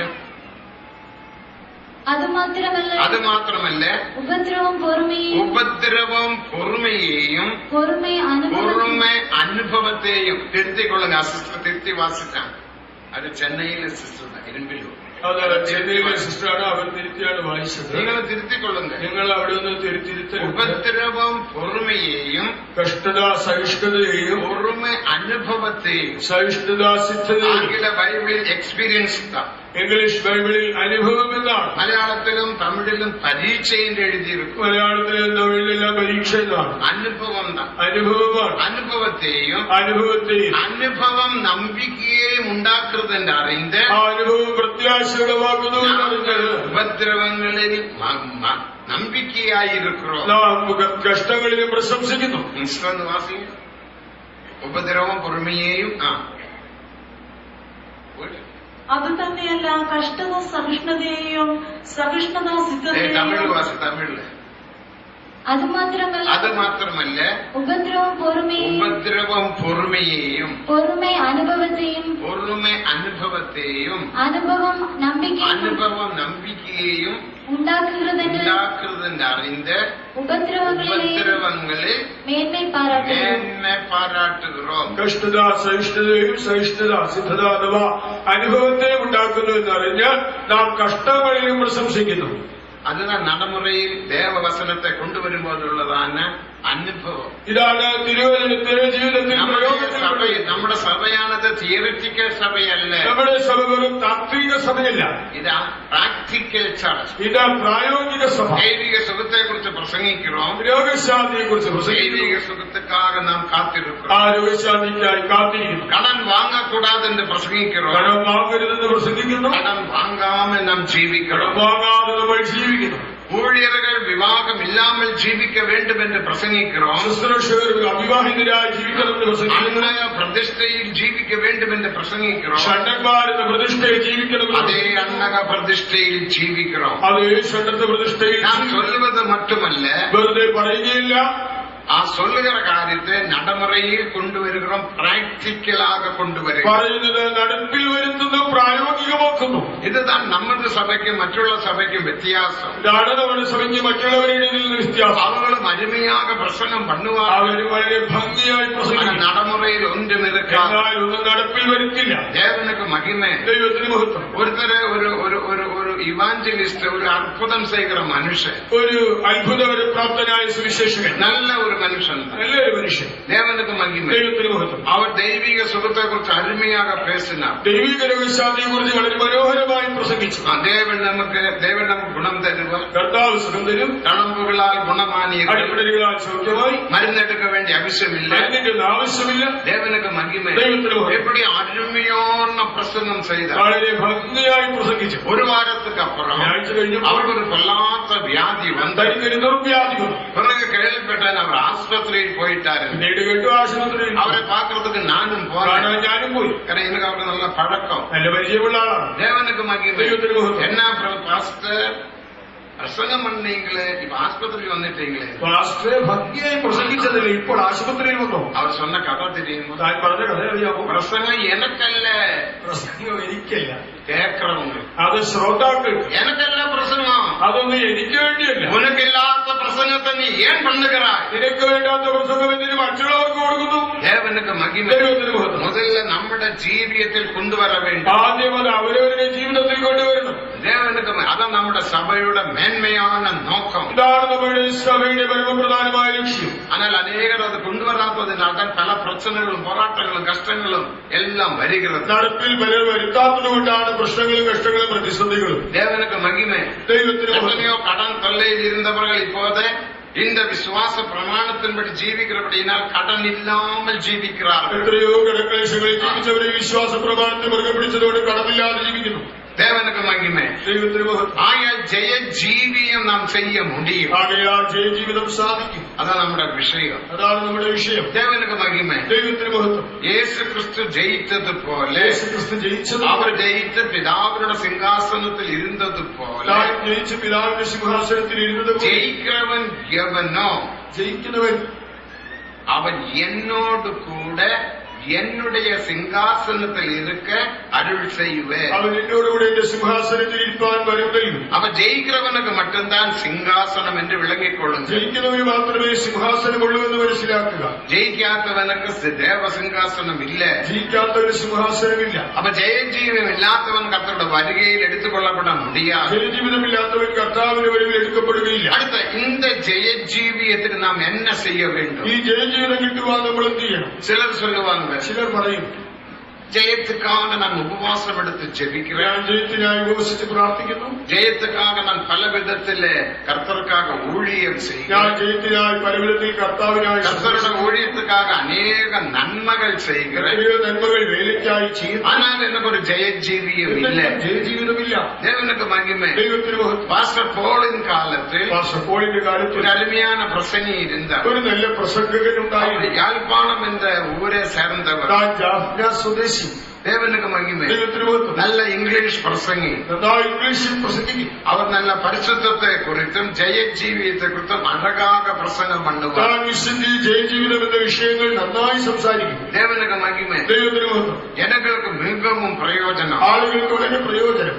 ஜனங்கள் உடனே அடுத்த வாரத்தில் வந்து சாட்சியாக சொல்லுவார். അടുത്ത ആഴ്ചയിൽ ആളുകൾ ഒന്ന് സാക്ഷ്യം പറയും. போன வாரத்தை பிரசங்கம் கேட்ட என்னோட வாழ்க்கையில் ஒரு ஜெயஜீவியம் உண்டாയി. കഴിഞ്ഞ ആഴ്ചത്തെ പ്രസംഗത്താൽ എന്റെ ജീവിതത്തിൽ എനിക്ക് எனக்கு பலவிதமான போராட்டங்கள் மாம்சத்திலும் ஆவியிலும் காணப்பட்டது. പലവിധമായ പോരാട്ടങ്ങൾ എന്റെ ജഡത്തിലും ആത്മാവിലും ഉണ്ടായി. ஆனால் அந்த பிரசங்கத்துக்கு ஒப்பு கொடுத்து நான் ஜீவித்த போது ഞാൻ ആ പ്രസംഗത്തിനായി സമർപ്പിച്ച് ജീവിച്ചപ്പോൾ தேவன் எனக்கு விடுதலையை தந்தார். ദൈവം എനിക്ക് വിടുതൽ இந்த கடந்த 5 நாளாக ஒரு வாரமாக കഴിഞ്ഞ ഒരാഴ്ചക്കാലമായി நான் ஜெயஜீவியத்தில் ஜீவிக்கிறேன். ഞാൻ ജയജീവിതം எனக்கு നയിക്കുന്നു. போராட்டம் இல்ல. പോരാട്ടമില്ല. தேவனுக்கு மகிமை. ദൈവത്തിന് മഹത്വം. ஆனா இந்த பிரசங்கியாருக்கு ഞാൻ ഈ പ്രസംഗത്തിൽ ஜெயஜீவியம் இல்ல. ജയജീവിതമില്ല. அவர் பிரசங்கம் பண்ணுகிறார், താൻ പ്രസംഗിക്കുന്നു. ஆனால் அவருக்கு ஜெயஜீவியம் இல்ல. തനിക്ക് ജയജീവിതം. இந்த சாட்சியெல்லாம் கேட்கும் போது സാക്ഷി കഴിക്കുമ്പോൾ அவருடைய மனதில் ஒரு குற்றுண்டாகும். തനിക്കൊരു കുറ്റബോധം. அட இப்படிப்பட்ட ஜெயம் எனக்கு இல்லையே. എനിക്കിതുപോലെ ജയജീവിതമില്ല. பிரசங்கம் பண்ணியது நான் தான், ഞാനല്ലേ പ്രസംഗിച്ചത്. ஆனா எனக்கு ஜெயம் இல்ல. പക്ഷെ എനിക്ക് പോലും കഴിയാൻ ഞാനൊരു മായമാല ജീവിതത്തിൽ ജീവിക്കും. ഞാനൊരു കപടഭക്തിയായി ജീവിക്കും. എത്ര നാൾ മായമാലത്തിൽ ഞാൻ ജീവിப்பேன். എത്രത്തോളം ഇങ്ങനെ കപടനായി ജീവിക്കും. இன்றைக்கு எத்தனையோ பேர் தேவ வசனத்தை கேட்கிற தேவ ஜனங்கள், എന്താ ദൈവത്തിന് കേൾക്കുന്ന എത്രയോ ദൈവജനങ്ങൾ. உங்களோட உள்ளத்தில் எத்தனையோ விதமான போராட்டங்கள் இருக்கலாம். എത്രയോ പോരാട്ടങ്ങൾ കാണാം. நீயும் சொல்லுகிற நான் ஒரு மாயமாலத்தில் ஜீவிக்கிறேன். നീ പറയുന്നു ഞാൻ കപടഭക്തനായി ജീവിക്കുന്നു. எத்தனை நாள் ஜீவிக்க முடியும்? ഇങ്ങനെ എത്ര നാൾ ജീവിക്കും. எனக்கு ஒரு ஜெயஜீவியம் இல்லையே എനിക്കൊരു ജയജീവിതമില്ല. என்று நீ சொல்லி கதறிக்கொண்டிருக்கலாம். ഇങ്ങനെ പറഞ്ഞ് വിലപിക്കുന്നുണ്ടാവാം. தேவனுக்கு மகிமை. ദൈവത്തിന് മഹത്വം. அந்த பாஸ்டரும் அப்படித்தான், அந்த பிரதரும் அப்படித்தான் சொல்லிக் கொண்டிருந்தார். ആ ബ്രദറും അങ്ങനെയാണ് പറഞ്ഞത്. அப்போது அவர் சொன்னார், താൻ പറഞ്ഞു ஊழியமிட்டு விலகுவோம். വേല വിട്ടു പോകാം. அந்த காலத்தில் ஊழியமிட்டு விலகினால் ஊழியத்துக்கும் பெரிய நஷ்டம், குடும்பத்துக்கும் பெரிய நஷ்டம். ആ കാലയളവിൽ വേല വിട്ടുപോയാൽ നമ്മുടെ വേലയ്ക്ക് കുടുംബത്തിന് വലിയ നഷ്ടമാണ്. அவருடைய குடும்பம் தான் அந்த காலத்தில் பாஸ்டர் போலுக்கும் மிகவும் உதவியா இருந்த ஒரு குடும்பம். തന്റെ കുടുംബം ആ കാലത്ത് പാസ്റ്റർ പോളിന് വളരെ സഹായിയായിരുന്നു. பெரிய வருமானம் ஒன்று நமக்கு இல்லை, നമുക്കത് വലിയ ஆனால் அந்த വരുമാനം. குடும்பம் தான் நமக்கு மிகவும் உதவியாக. ആ കുടുംബം വലിയ കൈത്താങ്ങായി. அப்ப இவன் ஊழியமிட்டு ആ விலகினால் വേല വിട്ടുപോയാൽ அந்த குடும்பமும் பின்மாற்றத்தில் போகும். ആ കുടുംബവും പിന്മാറിപ്പോകും. ஊழியத்துக்கும் பெரிய நஷ்டம். വേലയ്ക്ക് വലിയ அதை നഷ്ടം. இவன் விளங்கிக் கொண்டு അത് മനസ്സിലായി. ஊழியமிட்டு விலகக்கூடாது. വേല വിട്ടു പോകരുത്. ஆனால் விசுவாசியா இருந்த ഒരു വിശ്വാസിയായിരുന്നു ஊழியம் செய்வோம். ഞാൻ വേല ചെയ്യും. தேவனுக்கு மகிமை. ദൈവത്തിന് മതി. பாஸ்டர் போல் கிட்ட போய் சொல்லலாம் என்று சொல்லி நினைத்த பல நாட்களாக ஜெபித்து ஒரு நாளை போய் சொல்லிட்டார். താൻ പല പ്രാവശ്യം പാസ്റ്റർ പോളിനോട് പറയണമെന്ന് ചിന്തിച്ച് ഒരു നാളിൽ ചെന്ന് പറഞ്ഞു. தேவனுக்கு மகிமை. ദൈവത്തിന് മാത്രം. பாஸ்டர் நான் ஜெய ஜீவியத்தை குறித்து பிரசங்கம் பண்ணுகிறேன். ഞാൻ ജയജീവിതത്തെ കുറിച്ച് பரிசுத்தத்தை குறித்து பிரசங்கம் പ്രസംഗിക്കുന്നു. அது என்னுடைய சபையிலும் மற்ற எல்லா இடத்திலும் பெரிய எழுப்புதல் உண்டாகும். സഭയിലും മറ്റെല്ലായിടത്തും பலருக்கும் ஜெய ஜீவியம் உண்டாகும். പലർക്കും ജയജീവിതം ഉണ്ടാകും. எனக்கோ ஜெயம் இல்லை. എന്നാൽ എനിക്ക് ജയമില്ല. நான் உண்மையாக ஒரு மாயமாலக்காரனை போல ஜீவிக்கிறேன். ഞാൻ ശരിക്കും ഒരു കപടഭക്തനായി ജീവിക്കുന്നു. அதனால நான் என்ன செய்ய வேண்டும்? ഞാൻ എന്ത് ചെയ്യണം? நான் ஊழியம் விட்டு விலகலாம் என்று நினைக்கிறேன். ഞാൻ വേല വിട്ടു പോകാമെന്ന് കരുതുന്നു. ஆனா நான் ஊழியம் விட்டு வெளியே போகிறது இல்ல. ഞാൻ പുറത്തു പോവുകയില്ല. நான் இதுக்குள்ள இருந்த ஒரு விசுவாசியாக இருந்த ஊழியத்துக்கு நான் உமக்கு உதவி செய்வேன். ഞാൻ ഇതിനകത്ത് തന്നെ ഒരു വിശ്വാസിയായിരുന്നു, വേലയ്ക്ക് സഹായിയായിരുന്നു. அதை கேட்ட உடனே பெரிய ஒரு துக்கம் உண்டாയി. പാസ്റ്റർ ഇത് കേട്ട് വളരെ ദുഃഖിച്ചു. அவர் சொன்னா நீ அவசரப்பட்டு ஒன்றும் செய்யாத. ഞാൻ പറഞ്ഞു, നീ ധൃതി പിടിച്ചൊന്നും. நான் இன்னைக்கு ராத்திரியில் ஜெபிக்கிறேன். ഞാൻ ഇന്ന് രാത്രി പ്രാർത്ഥിക്കുന്നു. தேவன் என்னோட என்ன பேசுகிறாரோ அது நான் உனக்கு சொல்லுகிறேன். ദൈവം എന്നോട് പറയുന്നത് ഞാൻ നിനക്ക് പറയാം. நீ அவசரப்பட்டு இப்போ விலகாத. നീ ഇപ്പോൾ ധൃതി പിടിച്ചു പോകണ്ട. ஊழியம் விட்டு போக வேண்டும் என்ற வார்த்தையை யாருக்கும் சொல்லாத. വേല വിട്ടു പോകുമെന്നുള്ള വാക്ക് ആരോടും உன்னை പറയരുത്. வீட்டுக்காருக்கும் நீ சொல்லாத. വീട്ടുകാരോടും പറയരുത്. தேவனுக்கு மகிமை. அவர் அப்படியே கீழ்ப்படிந்தார். താൻ അനുസരിച്ചു. 2 நாள் பாஸ்டர் போல் போராடி ஜெபித்தார். 2 ദിവസം പാസ്റ്റർ പോൾ നന്നായി പോരാടി പ്രാർത്ഥിച്ചു. அவரோடு பேச வேண்டிய வார்த்தைகளை பாஸ்டர் போலுக்கு தேவன் வெளிப்படுத்தி തന്നോട് പറയേണ്ട വാക്കുകൾ ദൈവം പാസ്റ്റർ പോളിന് அது அவருக்கு சொல்லிக் கொடுத்தார். താനത് പറഞ്ഞു. அதுக்கு பிறகு പിന്നീട് அவரோட தலையில் கை வச்சு ஜெபிக்கும் போது തലയിൽ കൈവച്ച് പ്രാർത്ഥിച്ചു. வல்லமையின் அபிஷேகம் இறங்கி ശക്തിയുടെ അഭിഷേകം ഇറങ്ങി. இறங்கின உடனே ഇറങ്ങിയവിടെ ஏதோ ஒரு பொல்லாத ஆவி ഏതോ ഒരു ദുഷ്ടാത്മാവ് அவரை விட்டு விலகிறது போல அவருக்கு ஒரு உணர்வு உண்டாയി. തന്നെ വിട്ട് മാറുന്നതായി താൻ അനുഭവിച്ചു. தேவனுக்கு மகிமை. ദൈവത്തിന് ஒரு பொல்லாத ஆவி, ഒരു ദുഷ്ടാത്മാവ്, அந்த ஆவிதான் உனக்குள்ள இருந்த ആ ദുഷ്ടാത്മാവ് നിന്നിൽ കുടിയേറി அந்த ஆவிதான் உன்னை ஜெயஜீவம் இல்லாமல் பலவீனத்தில் உன்னை நடத்தின അത് ജയജീവിതമില്ലാത്ത ഒരു ദുർബലനായി നിന്നെ നടത്തുന്നു. அந்த ஆவிதான் ആ ദുരാത്മാവാണ്. அவர் ஜெபித்த வேளையில் താൻ പ്രാർത്ഥിച്ചപ്പോൾ அந்த ஆவியை அகற்றின ആ வேளையில் ദുരാത്മാവിനെ அந்த ശാസിച്ചപ്പോൾ ஆவி இவரை விட்டு விலகிட்டு അത് തന്നെ വിട്ടുമാറി. அவர் விடுதலையை താൻ பெற்றார். വിടുതൽ പ്രാപിച്ചു. வல்லமையின் அபிஷேகத்தை பெற்றார். ശക്തിയുടെ അഭിഷേകം പ്രാപിച്ചു. தேவனுக்கு மகிமை. ദൈവത്തിന് മഹത്വം. பிறகு அவர் சொன்னார், പിന്നീട് പറഞ്ഞു, பாஸ்டர் அந்த ஆவி என்னை விட்டு விலகி പാസ്റ്റർ ആ ദുഷ്ടാത്മാവിനെ വിട്ടുപോയി. என்ற எண்ணம் மாறிவிட்டது. എന്റെ ആ ചിന്തമാണ് ஊழியத்தை விட்டு விலக வேண்டும் என்ற எண்ணம் மாறிவிட்டது. വേല വിട്ട് പോകണം എന്നുള്ള ചിന്തമാണ്. ஊழியத்தை நான் தொடர்ந்து செய்கிறேன். ഞാൻ ഇനി വേല തുടരും. எனக்காக ஜெபித்துக் கொள்ளுங்கள். എനിക്കായി പ്രാർത്ഥിക്കണം. அப்படியே அவர் கீழ்ப்படுத்தி விட்டால் நல்ல பிரசங்கியாக மாற்றப்பட்டு അനുസരിച്ച് പിന്നീട് നല്ലൊരു அவருடைய பிரசங்கத்தில் இவ்விதமான காரியத்தை அவர் வெளிப்படுத்துவார். തന്റെ പ്രസംഗത്തിൽ താൻ ഇങ്ങനെയുള്ള കാര്യങ്ങൾ വെളിപ്പെടുത്തും. தேவனுக்கு மகிமை. ദൈവത്തിന് இதே போல நீயும் ஜெயம் ஜீவியம் இல்லாமல் பலவீனனாக மாயமால ஜீவியத்தில் ஜீவித்துக் கொண்டிருக்கலாம். ഇതുപോലെ നീയും ജയജീവിതമില്ലാതെ ഒരു കപട ജീവിതം നയിക്കുമായിരിക്കാം. எத்தனை நாள் நான் இப்படி ஜீவிக்க முடியும் என்று நீ கேள்வியை கேட்டுக்கொண்டிருக்கிறார். എത്രത്തോളം എനിക്കിങ്ങനെ പോകുവാൻ കഴിയുമെന്ന് നീ ചോദിക്കുമ്പോൾ நான் எந்த ஓட்டத்தை ஜெயத்துடன் ஓடி முடிக்க முடியுமா? എന്റെ ഓട്ടം ജയത്തോടുകൂടി പൂർത്തിയാക്കപ്പെടുകയും சந்தேகத்தில் நீ காணப்படுகிறார். സംശയങ്ങളിലുണ്ടാകാം. தேவனுக்கு மகிமை. ദൈവത്തിന് മഹത്വം. அதுதான் வல்லமையின் அபிஷேகத்தை பெற்றுக் கொள்ளுங்கள். അതിനായി ശക്തിയുടെ അഭിഷേകം പ്രാപിക്കും. அது மட்டுமல்ல, മാത്രമല്ല 1 யோவான் 5ஆம் அதிகாரம் 4ஆம் வசனத்தை வாசிக்கும் போது ഞാൻ 4 വായിക്കുമ്പോൾ உங்கள் விசுவாசமே உலகத்தை ஜெயிக்கும் ஜெயம் என்று வாசிக்கும். ലോകത്തെ ജയിക്കുന്ന ജയമോ നമ്മുടെ വിശ്വാസം തന്നെ. தேவனுக்கு மகிமை. ദൈവത്തിന് മഹത്വം. என்னால ஜெயஜீவியம் செய்ய முடியும் என்ற ஒரு விசுவாசம் நமக்கு தேவை. എനിക്കൊരു ജയജീവിതം നയിക്കുവാൻ കഴിയുമെന്നുള്ള വിശ്വാസം அப்ப നമുക്ക് நீங்கள் சொல்லலாம், எனக்கு விசுவாசம் உண்டு, എനിക്ക് വിശ്വാസമുണ്ട്, நான் பழைய விசுவாசி, ഞാനൊരു പഴയ நான் വിശ്വാസി, பழைய ஊழியக்காரன், எனக்கு விசுவாசம் உண்டு, എനിക്ക് വിശ്വാസമുണ്ട്, ஆனா ஜெயஜீவியம் இல்ல. ഞാൻ ജയജീവിതമില്ല. தேவனுக்கு மகிமை. ദൈവത്തിന് മഹത്വം. அப்ப அது எந்த விசுவாசம் என்று நாம் விளங்கிக் கொள்ள வேண்டும். അപ്പോൾ അത് ഏത് വിശ്വാസത്തുമെന്ന് മനസ്സിലാക്കുക. எந்த விசுவாசத்தினால தான் உனக்கு ஜெயஜீவியம் உண்டாகும். ആ വിശ്വാസത്താലാണ് നിനക്ക് ജയജീവിതം ഉണ്ടാകും. விசுவாசத்தை குறித்து அநேக காரியங்கள் நாம் படிக்கலாம். വിശ്വാസത്തെ കുറിച്ച് അനേക കാര്യങ്ങൾ அந்த പഠിക്കാം. சமய சுருக்கத்தை நான் சுருக்கமாக சொல்லுகிறேன். സമയപരിമിതി കൊണ്ട് ചുരുക്കട്ടെ. விசுவாசம் என்பது 2 விதத்தில் உண்டு. വിശ്വാസം എന്നത് 2 വിധത്തിലാണ്. மத்தேயு 21ஆம் அதிகாரம் 28, 29, 30 வசனங்கள் வாசிக்கும் போது 21, 28, 29, 30 വചനങ്ങൾ. அந்த வசனத்தை நாம் என்ன வாசிக்கிறோம்? ആ വചനത്തിൽ എന്ത് വായിക്കുന്നു? அங்கே ஒரு தகப்பன் தகப்பனை நாம் பார்க்கிறோம். നമുക്ക് അവിടെ ഒരു അപ്പനെ കാണും. அந்த தகப்பனுக்கு 2 பிள்ளைகள். ആ അപ്പന് 2 മക്കൾ. இது கட்டகுமாரனோட கதையல்ல, ഇത് മുടിയനായ പുത്രന്റെ இது കഥയല്ല. வேற ஒரு தகப்பன். വേറൊരു അപ്പൻ. அவனுக்கு 2 பிள்ளைகள். തനിക്ക് 2 அவனோட പുത്രന്മാർ. பேரொன்றும் இல்லை. പേരൊന്നും പറഞ്ഞിട്ടില്ല. மூத்தவனும் இளையவனும் என்று பெயர். മൂത്തവൻ ഇളയവൻ. தகப்பன் மூத்தவனை பார்த்த അപ്പൻ മൂത്തവനോട് தோட்டத்தில் போய் வேலை செய்ய என்று சொன்னான். തോട്ടത്തിൽ പോയി വേല ചെയ്യാൻ പറഞ്ഞു. அவன் சொன்னான், അവൻ പറഞ്ഞു, நான் போக மாட்டேன், ഞാൻ പോകില്ല, வேலை செய்ய மாட்டேன் ജോലി ചെയ്യില്ല என்று சொல்லி எதிர்த்தான். അങ്ങനെ എതിർത്തു. அதுக்கு பிறகு അതിനുശേഷം அவன் மனஸ்தாபப்பட்டு അവൻ പശ്ചാത്തപിച്ചു. பாவங்களை அறிக்கை செய்து விட்டு പാവങ്ങളെ ഏറ്റു പറഞ്ഞു அவன் தோட்டத்தில் போய் வேலை செய்தான். തോട്ടത്തിൽ പോയി ജോലി ചെയ്തു. தேவனுக்கு மகிமை.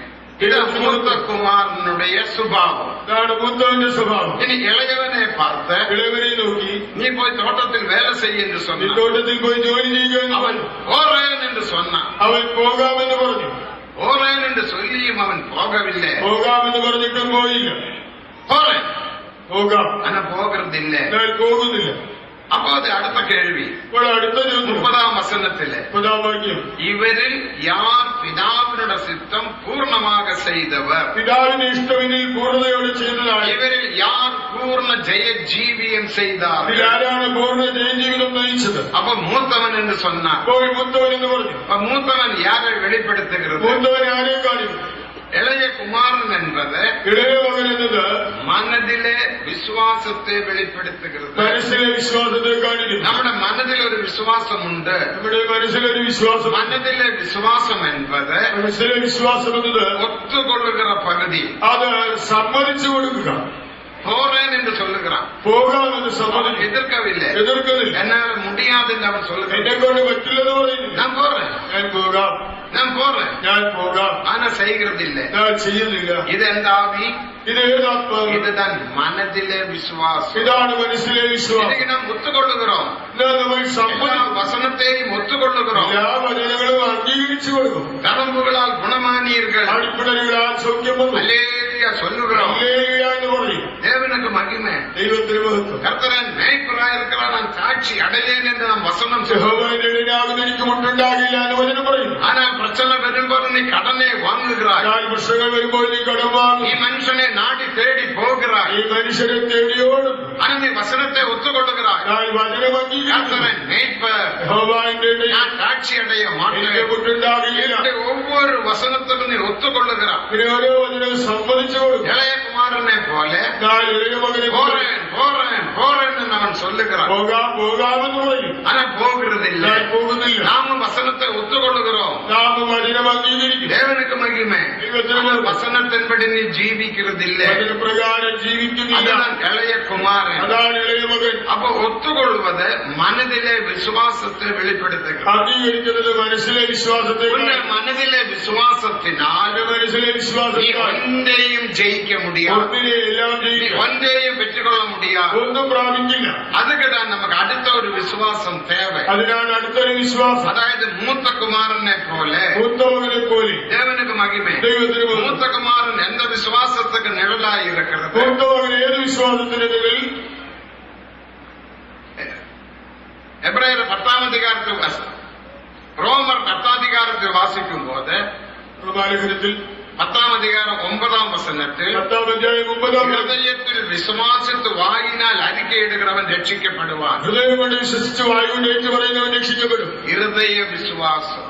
ഹൃദയത്തിലെ വിശ്വാസം. தேவனுக்கு மகிமை. ദൈവത്തിന് മഹത്വം. இருதயத்தில் விசுவாசம் என்று சொன்னால் அர்த்தம் என்ன? ഹൃദയത്തിലെ വിശ്വാസം എന്നാൽ அவன் അർത്ഥം ஒத்துக்கொள்ளுகிறார். അത് അംഗീകരിക്കുന്നു. ஒத்துக்கொண்ட பிற்பாடு கஷ்டமோ நஷ்டமோ பிரச்சனையோ போராட்டமோ என்ன வந்தாலும் அது நிறைவேற்ற அவனை ஒத்துக்கொள்ளுகிறார். അംഗീകരിച്ച ശേഷം അത് നിമിത്തം എന്തെങ്കിലും കഷ്ടമോ പ്രതിസന്ധിയോ പോരാട്ടമോ വന്നാലും അത് നടപ്പിൽ വരുത്തുവാൻ അവൻ സമ്മതിച്ചു കൊടുക്കുന്നു. தேவனுக்கு மகிமை. ദൈവത്തിന് മഹത്വം. அதான் இருதய விசுவாசம். അതാണ് ഹൃദയത്തിലെ அந்த വിശ്വാസം. விசுவாசம் தான் நமக்கு தேவை. ആ വിശ്വാസം നമുക്ക് വേണം. முன்காலங்களில் அந்த விசுவாசத்தில் நாம் ஜீவித்தோம். മുൻകാലങ്ങളിൽ ആ വിശ്വാസത്തിൽ இப்போது பலரும் ஜீவிக்கிறார்கள். ഇപ്പോഴും പലരും ജീവിക്കുന്നു. தேவனுக்கு மகிமை. ദൈവത്തിന് മഹത്വം. அதுதான் வியாதி வரும்போது ഇതാണ് രോഗം വരുമ്പോൾ ஆஸ்பத்திரியில் கொண்டு போகட்டுமா, ആശുപത്രിയിൽ കൊണ്ടുപോകട്ടെ, மருந்து தரட்டுமா മരുന്ന് തരട്ടെ என்று கேட்கும்போது அவங்க என்ன അങ്ങനെ சொல்றாங்க? ചോദിക്കുമ്പോൾ എന്ന് പറയുന്നു, மருந்தும் வேண்டாம், ஆஸ்பத்திரியும் வேண்டாம். ആശുപത്രി മരുന്നും എനിക്ക് വേണ്ട.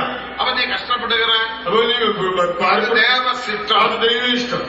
தேவன் என்னை குணமாக்குவார். ദൈവം എന്നെ സൗഖ്യമാക്കും. அவன் அந்த வியாதியிலும் അവൻ ആ அந்த രോഗത്തിലും ആ வேதனையிலும் വേദനയിലും அவன் ஒத்துக்கொண்ட விஷயத்தை நடைமுறையில் கொண்டு வர பிரயாசப்படுகிறான். അവൻ അംഗീകരിച്ച കാര്യം നടപ്പിൽ വരുത്തുവാൻ പരിശ്രമിക്കുന്നു. தேவனுக்கு மகிமை.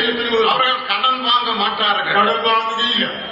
ஒரு சாட்சியை நீங்க நேற்றுக்கு கேட்டீர்கள். നിങ്ങൾ ഇന്നൊരു സാക്ഷ്യം കേട്ടു. அவர் கடனை நிப்பாட்டினார். ആ കടം கடன் வாங்க மாட்டேன் என்று தீர்மானித்தார். വാങ്ങില്ലെന്ന് തീരുമാനിച്ചു. இப்ப ஒரு பைசா கடன் இல்ல, ഒരു പൈസ കടമില്ല. ஆனா அவரோட வியாபாரம் அவரோட பிசினஸ் மிகவும் ஆச்சரியமாக அற்புதமாக தேவன் நடத்துகிறார். എല്ലാ ദൈവം തന്റെ ബിസിനസിനെ അത്ഭുതകരമായി അഭിവൃദ്ധിപ്പെടുത്തി. കാരണം அவருடைய விசுவாசம் ഹൃദയത്തിലെ വിശ്വാസം. കാരണം തന്റെ വിശ്വാസം ഹൃദയത്തിൽ.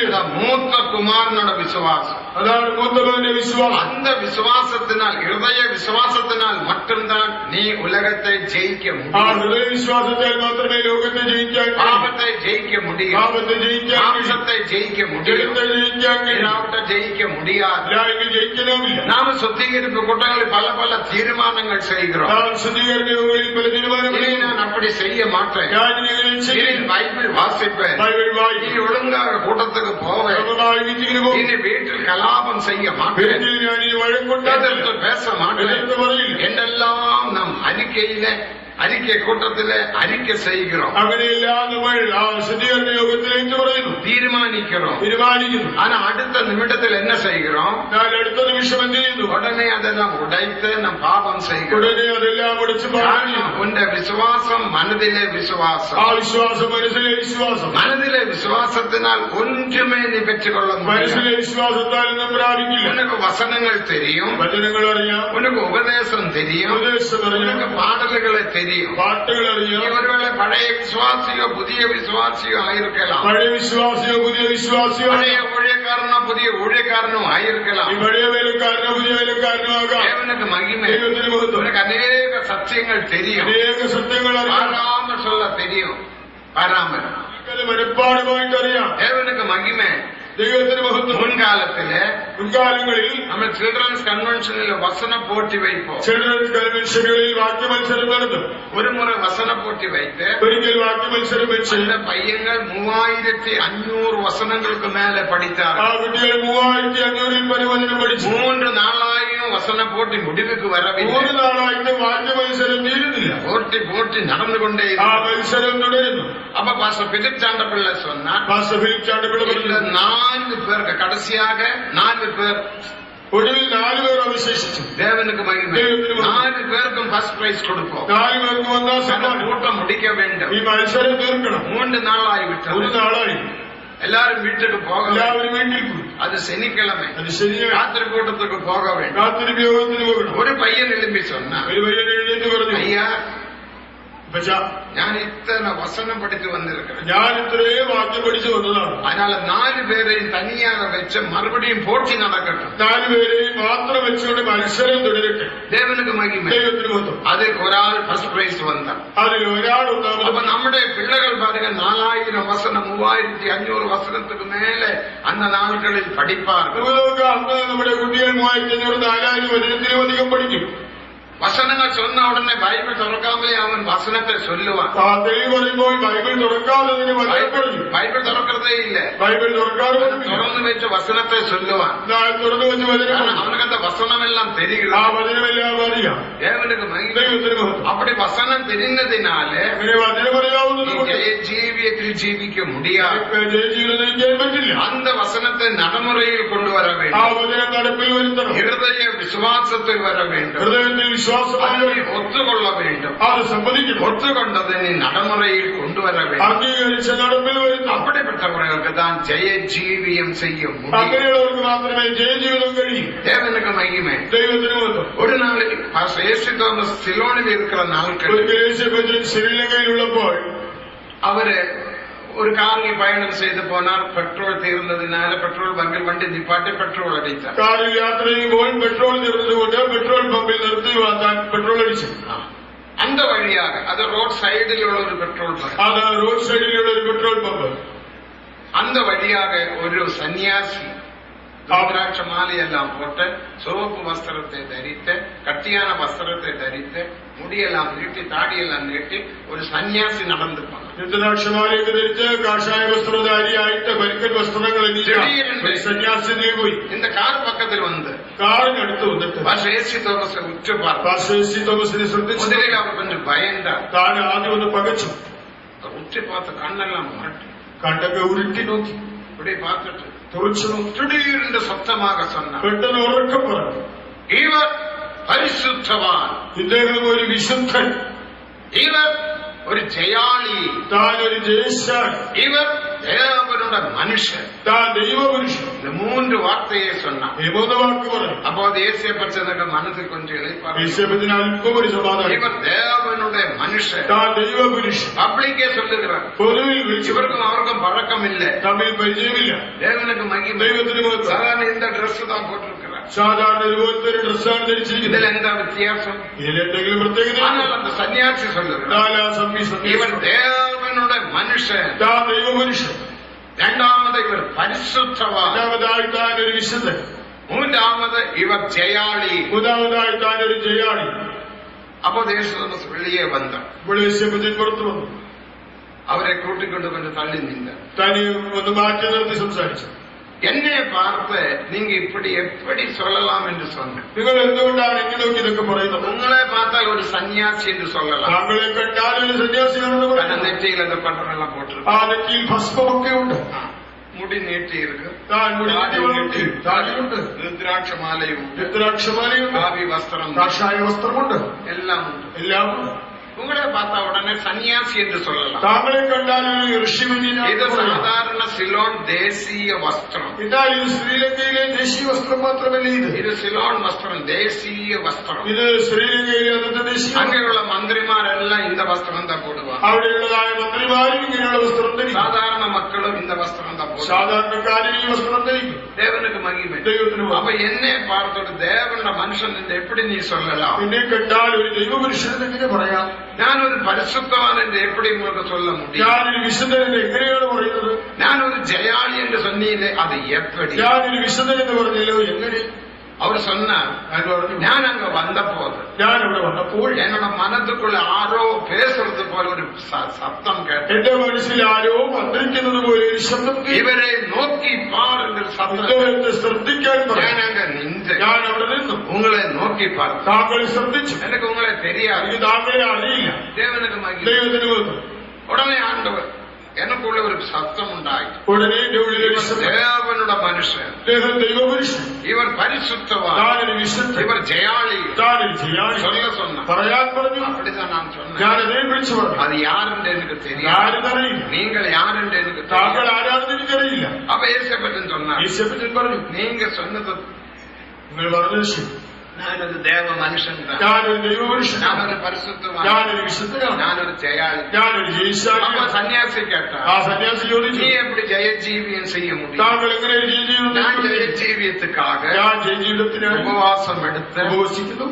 நான் எங்களுடைய முறைமையின்படிയുള്ള ஜபங்கள் எல்லாம் செய்து வருகிறேன். ഞങ്ങളുടെ ആചാരപ്രകാരമുള്ള പ്രാർത്ഥനകൾ കഴിക്കുന്നു. காலிலே செருப்பை போடுகிறதில்லை. നഗ്നപാതനായി இந்த നടക്കുന്നു. சூடுள்ள டாரிட்ட ரோடிலே നല്ല ചുണ്ടുപഴുത താറോടിൽ செருப்பில்லாமல் நான் நடக்கிறேன். ഞാൻ ചെരുപ്പില്ലാതെ നടക്കുന്നു. காரணம் ஜெயஜீவியத்துக்காக. ഒരു ജയജീവിതത്തിന് இந்த சூடுள்ள சமயத்தில் கட்டியான வஸ்திரத்தை நான் தரித்திருக்கிறேன். ഞാൻ ഈ ഉഷ്ണത്തിൽ പോലും പരുക്കൻ വസ്ത്രങ്ങൾ ധരിക്കുന്നു. കാരണം എനിക്ക് ജയജീവിയം வேண்டும். കാരണം ജയജീവിതം വേണം. ஆனா எனக்கு ஜெயம் இல்லை. ജയമില്ല.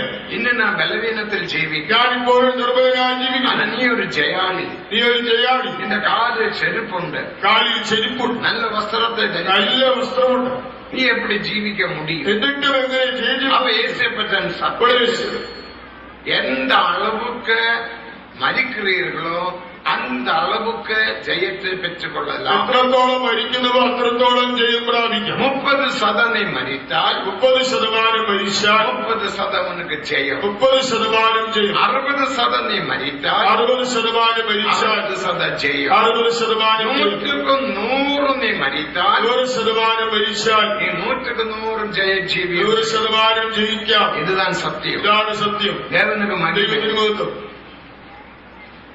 அவன் 100% மரிக்க வேண்டும். 100% அப்ப சன்னியாசி கேட்டார், எப்படி மரிக்கிறது? ആ സന്യാസി ചോദിച്ചു എങ്ങനെ മരിക്കും? அப்ப அவர் சொன்னார், வேதத்தில் சில வசனங்கள் உண்டு. അപ്പോൾ ബൈബിളിൽ ചില വചനങ്ങളുണ്ട്. ரோமர் 6ஆம் அதிகாரத்திലെ வசனங்களை எடுத்து கொடுத்தார். റോമാലേഖനം 6-ാം അധ്യായത്തിലെ വചനങ്ങൾ ஞானஸ்நான சத்தியத்தை குறித்து கொஞ்சம் பேசினார். ജലസ്നാന സത്യത്തെ കുറിച്ച് അല്പം പറഞ്ഞു. தேவனுக்கு மகிமை. ദൈവത്തിന് മഹത്വം. ஞானஸ்நானத்தில் நாம் மரிக்கிறோம். ജലസ്നാനത്തിൽ മരിക്കുന്നു. அப்படித்தான் ரோமர் 6:4-5 வசனத்தில் வாசிக்கிறோம். റോമർ 6-4-5 വചനങ്ങളിൽ വായിക്കുന്നു. நாம் ஞானஸ்நானத்தில் மரிக்கிறோம். ഈ ജലസ്നാനത്തിൽ எதுக்கு மரிக்கிறோம்? എന്തിനു മരിക്കുന്നു? 4 விஷயத்துக்கு மரிக்கிறோம். 4 കാര്യങ്ങൾക്ക് മരിക്കുന്നു. ஒன்று ரோமர் 6ஆம் அதிகாரம் 2ஆம் வசனத்தின்படி റോമർ 6-2 പ്രകാരം பாவத்துக்கு நாம் மரிக்கிறோம். പാപസംബന്ധമായി മരിക്കുന്നു. தேவனுக்கு மகிமை. ദൈവത്തിന് മഹത്വം. அதை நாம் 1 பேதுரு 2ஆம் அதிகாரம் 24ஆம் வசனத்தில் வாசிக்கிறோம். 1 പത്രോസ് 2:24 பாவத்துக்கு மரிக்கிறோம். പാപസംബന്ധമായി பாவத்துக்கு மரித்த நீங்கள் ഇനിയും പാപത്തിൽ எப்படி പിഴപ്പീர்கள்? പാപത്തിൽ മരിച്ച നിങ്ങൾ വീണ്ടും അതിൽ ജീവിക്കുന്നത് എങ്ങനെ? രണ്ടാമത് ഉലകத்துக்கு மரிக்கிறோம். രണ്ടാമതായി ലോകത്തിന് മരിക്കുന്നു. தேவனுக்கு மகிமை. ദൈവത്തിന് മഹത്വം. மூன்றாவது உலக வழிபாடுகளுக்கு மரிக்கிறோம். ലോകത്തിന്റെ ആചാരങ്ങൾക്കായി நாலாவது நியாயப்பிரமாணத்துக்கு மரிக்கிறோம். 4-ാമത് ന്യായപ്രമാണത്തിന് മരിക്കുന്നു. ஞான ஸ்நானம் எடுத்தவர்கள் விளங்கிக் கொள்ளுங்கள். സ്നാനപ്പെട്ടവർ മനസ്സിലാക്കണം. நாம் பாவத்துக்கு மரிக்கிறோம். 1ാമത് പാപത്തിന് മരിക്കുന്നു. மரித்த மனுஷன் பாவம் செய்ய முடியாது. മരിച്ചവന് പാപം ചെയ്യുവാനാവില്ല. தேவனுக்கு அவனுக்கு ஜீவன் இல்ல. അവനിൽ ജീവനില്ല. மரித்த மனுஷனுக்கு ஜீவன் இல்ல. മരിച്ചവന് ജീവനില്ല. அதனாலதான் ரோமர் 6:6 வாசிக்கும் போது അതുകൊണ്ടാണ് റോമർ 6-6 വായിക്കുമ്പോൾ பாவத்துக்கு மரித்த நீங்கள் பாவ சரீரம் ஒழிந்து போகும் பொருட்டு പാപസംബന്ധമായി മരിച്ച നിങ്ങൾ പാപശരീരത്തിൽ சிலுவையில் நாம் நோக்கிப்பார். നാം ക്രൂശിനെ നോക്കണം. தேவன் பாவத்துக்கு நாம் மரித்தோம். നമ്മൾ പാപത്തിൽ இனி பாவம் செய்யாதபடிக்கு പാപം ചെയ്യാതെ பாவ சரீரம் ஒழிந்து போகும் பொருட்டு പാപശരീരത്തിൽ നീക്കപ്പെടേണ്ടത് சிலுவையில் நாம் மரித்தோம். നാം ക്രൂശിൽ മരിച്ചു. தேவனுக்கு மகிமை. ദൈവത്തിന് മഹത്വം. அப்ப பாவத்துக்கு நாம் மரித்து விட்டோம். നാം പാപത്തിന് മരിച്ചു. பாவத்துக்கு மரித்தவர்கள் பாவத்தில் ஜீவிக்க முடியாது. പാപത്തിന് മരിച്ചവർക്ക് അത് ജീവിക്കാനാവില്ല. அதுதான் ரோமர் 6ஆம் அதிகாரம் 16ஆம் வசனத்தின்படி റോമർ 6:11 என்ன வாசிக்கிறோம்? വായിക്കുന്നു. அப்படியே நீங்களும் பாவத்துக்கு மரித்தேன் என்றும் நீதிக்காக பிழைத்திருக்கிறேன் என்றும் எண்ணிக்கொள்ளுங்கள். പാപസംബന്ധമായി മരിച്ചുവെന്ന് നീതിക്കായി ജീവിക്കുന്നു എന്ന് നിങ്ങളെ തെറ്റിക്കൊള്ളി. இதான் ஞானஸ்நானம். ഇതാണ് സ്നാനം. ஞானஸ்நானம் எடுத்தேன் என்று சொல்வதல்ல. സ്നാനപ്പെട്ടെന്ന് പറയുകയില്ല. ഞാൻ പാപத்துக்கு മരിத்தேன். ഞാൻ പാപത്തിന് ഞാൻ മരിച്ചു. കോപத்துக்கு ഞാൻ മരിத்தேன். കോപത്തിന് മരിച്ചു. കെട്ട വാർത്തകൾക്ക് മരിച്ചേൻ. വാക്കുകൾക്ക് മരിച്ചു. അറുവറുപ്പാன കാര്യങ്ങൾക്ക് മരിച്ചேன். അശുദ്ധമായ കാര്യങ്ങൾക്ക് മരിച്ചു. ഇരുട്ടുக்கு മരിத்தேன். ഞാൻ മോഷണത്തിന് பொய் பேசுறதுக்கு மரித்தேன். കള്ളത്തിന് മരിച്ചു. எல்லா பாவங்களுக்கும் மரித்தேன். എല്ലാ പാപങ്ങൾക്കും മരിച്ചു. நீதிக்காக பிழைத்திருக்கிறேன். ഞാൻ നീതിക്കായി ജീവിക്കുന്നു. பழைய மனுஷனை கலைந்து போட்டேன். പഴയ മനുഷ്യനെ ഉരിഞ്ഞു കളഞ്ഞു. தேவனுக்கு மகிமை. ദൈവത്തിന് മഹത്വം. முந்தின நடக்கக்கூடிய மோசம் போக்கு மிச்சங்களால கெட்டு போகிற பழைய மனுஷனை கலைந்து போடுங்க. മുൻപിലത്തെ നടപ്പ് സംബന്ധിച്ച് ചതിമോഹങ്ങളാൽ വഷളാകുന്ന പഴയ മനുഷ്യനെ ഉരിഞ്ഞു കളഞ്ഞു. தேவனுக்கு மகிமை. ദൈവത്തിന് മഹത്വം. பழைய மனுஷனாகிய பாப சரீரத்தை கலைந்து போடுங்க. പഴയ മനുഷ്യനായ പാപശരീരത്തെ ഉരിഞ്ഞു കളയുവിൻ. அப்போது மெய்யான நீதியிலும் பரிசுத்தத்திலும் தேவ சாயலாக சிருஷ்டிக்கப்பட்ட புதிய மனிதனை தரித்துக் கொண்டு അപ്പോൾ സത്യത്തിന്റെ ഫലമായി നീതിയിലും വിശുദ്ധിയിലും ദൈവാനുരൂപമായി സൃഷ്ടിക്കപ്പെട്ട പുതിയ മനുഷ്യനെ ധരിക്കാം. தேவனுக்கு மகிமை. ദൈവത്തിന് മഹത്വം. இதான் நம்முடைய உபதேசம். ഇതാണ് നമ്മുടെ இது ഉപദേശം. ஞான ஸ்நானம். ഇതാണ് ജലസ്നാനം. தண்ணீரில் முங்கி வருகிறது വെറുതെ மட்டும் വെള്ളത്തിൽ മുങ്ങി அது പോകുന്നില്ല. ஞான ஸ்நானம் கொடுக்க வேண்டிய விதம். ഇതാണ് സ്നാനം നൽകേണ്ട വിധം. அப்ப ஏசியப்பச்சன் அந்த சன்னியாசிக்கு கொடுத்த உபதேசம் எந்த அளவுக்கு நீங்கள் மதிக்கிறீர்களோ அந்த அளவுக்கு உனக்கு ஜெயம். യേശുപ്പച്ചൻ ആ ഋഷിവര്യന് നൽകിയതായ ഉപദേശം എത്ര ശതമാനം മരിക്കുന്നുവോ അത്ര ശതമാനം இப்ப உங்களுக்கு ஜெயம் இல்லை என்று சொல்லுகிறீர்களே, ജയമില്ല എന്ന് നിങ്ങൾ പറയുന്നു. ஒன்று உனக்கு ஹிருதயத்தில் விசுவாசம் இல்லை. ഒന്ന് നിങ്ങൾക്ക് ഹൃദയത്തിൽ വിശ്വാസമില്ല. நடைமுறையில் வசனத்தை கொண்டு வர முடிகிறதில்லை. വചനങ്ങൾ പ്രായോഗികമാക്കുന്നില്ല. நடைமுறையில் உபதேசத்தை கொண்டு வர முடிகிறது. ഉപദേശം പ്രായോഗികമായി വരുത്തുന്നില്ല. நடைமுறையில் நாம் பாடுகிற பாட்டல்களை கொண்டு வர முடிகிறது. പാട്ടുകൾ പ്രായോഗികമാക്കുന്നില്ല. தேவனுக்கு மகிமை. எல்லாம் எனக்கு தெரியும் எனக்கு தெரியும் எனக்கு தெரியும் என்று சொல்லி நீ இருமாப்புள்ளவனாக. ഇതൊക്കെ എനിക്ക് അറിയാം എന്ന് പറഞ്ഞ് നീ ചേർത്ത് നടക്കുന്നു. இரண்டாவது பாவத்துக்கு மரிக்கவில்லை. പാപത്തിന് മരിച്ചിട്ടില്ല. எந்த அளவுக்கு நீங்கள் மரிக்கிறீர்களோ, എത്രത്തോളം മരിക്കുന്നു? ஒரு மரிச்ச டெட் பாடியை போல இருந்தால் മരിച്ച ആ മൃതദേഹം പോലെ அந்த டெட் பாடி கிட்ட போய் பேசினா ആ മൃതദേഹത്തോട് அந்த டெட் സംസാരിച്ചു பாடியை விட்டு கெட்ட வார்த்தை பேசினார், ആ മൃതദേഹത്തോട് ചീത്തവാക്ക് அந்த പറഞ്ഞു, வாயில் சாராயம் ஊற்றி അതിന്റെ கொடுத்தார், വായിൽ ചാരായം ഒഴിച്ചു, அது குடிக்கிறதில்லை. അത് മദ്യപിക്കില്ല. டெட் பாடி என்ன சொல்லும்? മൃതദേഹം എന്ന് പറഞ്ഞു, நான் மரித்தேன், ഞാൻ മരിച്ചു, குடிக்கிறதுக்குள்ள ஜீவன் இல்லை, കുടിക്കാനുള്ള இந்த ജീവനില്ല, ஜீவன் ജീവൻ போய்விட்டது. പോയി. கெட்ட வார்த்தை என்னால பேச முடியும், ചീത്തവാക്ക് പറയാൻ കഴിയില്ല. வாய் உண்டு, വായുണ്ട്, எனக்கு நாவு உண்டு, നാവുണ്ട്. அதனால கெட்ட வார்த்தை பேசக்கூடிய ஜீவன் இல்லை. ചീത്തവാക്ക് പറയാനുള്ള ജീവനില്ല, நான் மரித்தேன், ഞാൻ മരിച്ചു. அந்த நிலைமையில் நாம் காணப்பட ഈ வேண்டும். അവസ്ഥയിൽ കാണുന്നു. அதுதான் ஞான ஸ்நானம். അതാണ് அப்போ ജലസ്നാനം. நமக்கு ஜெயம் உண்டாகும். അപ്പോൾ ജയമുണ്ടാകും. ஆனபடியினால் അതുകൊണ്ട് ஞானஸ்நான சத்தியத்தின்படி மரித்தவர்களாக நம்ம எண்ணிக்கொள்ள வேண்டும். ജലസ്നാന സത്യപ്രകാരം മരിച്ചവരായി നാം എണ്ണിക്കൊള്ളേണം. அதுதான் அந்த சன்னியாசிக்கு இயேசுப்பன் சொல்லி கொடுத்த சத்தியம். അതാണ് സന്യാസിയുടെ യേശുപ്പൻ நாம் പറഞ്ഞത്. மரித்தவர்களாக நம்ம எண்ணிக்கொள்ளும். നാം മരിച്ചവരായി നാം എണ്ണണം. அப்போது நாம ஜெயாளிகளாக மாற்றப்பட முடியும். അപ്പോൾ ജയാളികളായി തീരാം. அது மட்டுமல்ல, അത് മാത്രമല്ല, இனியும் கனான் தேசத்துக்குள் இஸ்ரவேல் மக்கள் பிரவேசித்தார். ഇസ്രായേൽ മക്കൾ കനാനിൽ പ്രവേശിച്ചു. மோச மூலமாக எகிப்து தேசத்திலிருந்து விடுவித்த சுமந்த சுதந்திரத்தை நடத்தி அற்புதங்கள் செய்த வனாந்திரத்தில் வந்தார்கள். അവർ മോശ മുഖാന്തരമായി ഇസ്രായേലിൽ നിന്ന് വിടുവിക്കപ്പെട്ട ചെങ്കടലിൽ കടന്ന് മരുഭൂമിയിലേക്ക് എത്തി. தேவனுக்கு மகிமை. ദൈവത്തിന് മഹത്വം. ஆனா மோசையும் அநேக ஜனங்களும் கனானுக்குள் பிரவேசிக்கவில்லை. എന്നാൽ മോശയും മറ്റു ജനങ്ങൾ അനേകർ കനാനിൽ കടന്നില്ല. கனான் என்பது കനാൻ എന്നത് ஜெய ஜீவியத்துக்கு நிழலாக காணப்படுகிறது. ജയജീവിതത്തിന് ഒരു നിഴലായിരിക്കുന്നു. தேவனுக்கு மகிமை. ദൈവത്തിന് മഹത്വം. கனான் ஜீவியம், കനാൻ ജീവിതം, அத ஜெய ஜீவியம். അത് ജയജീവിതം.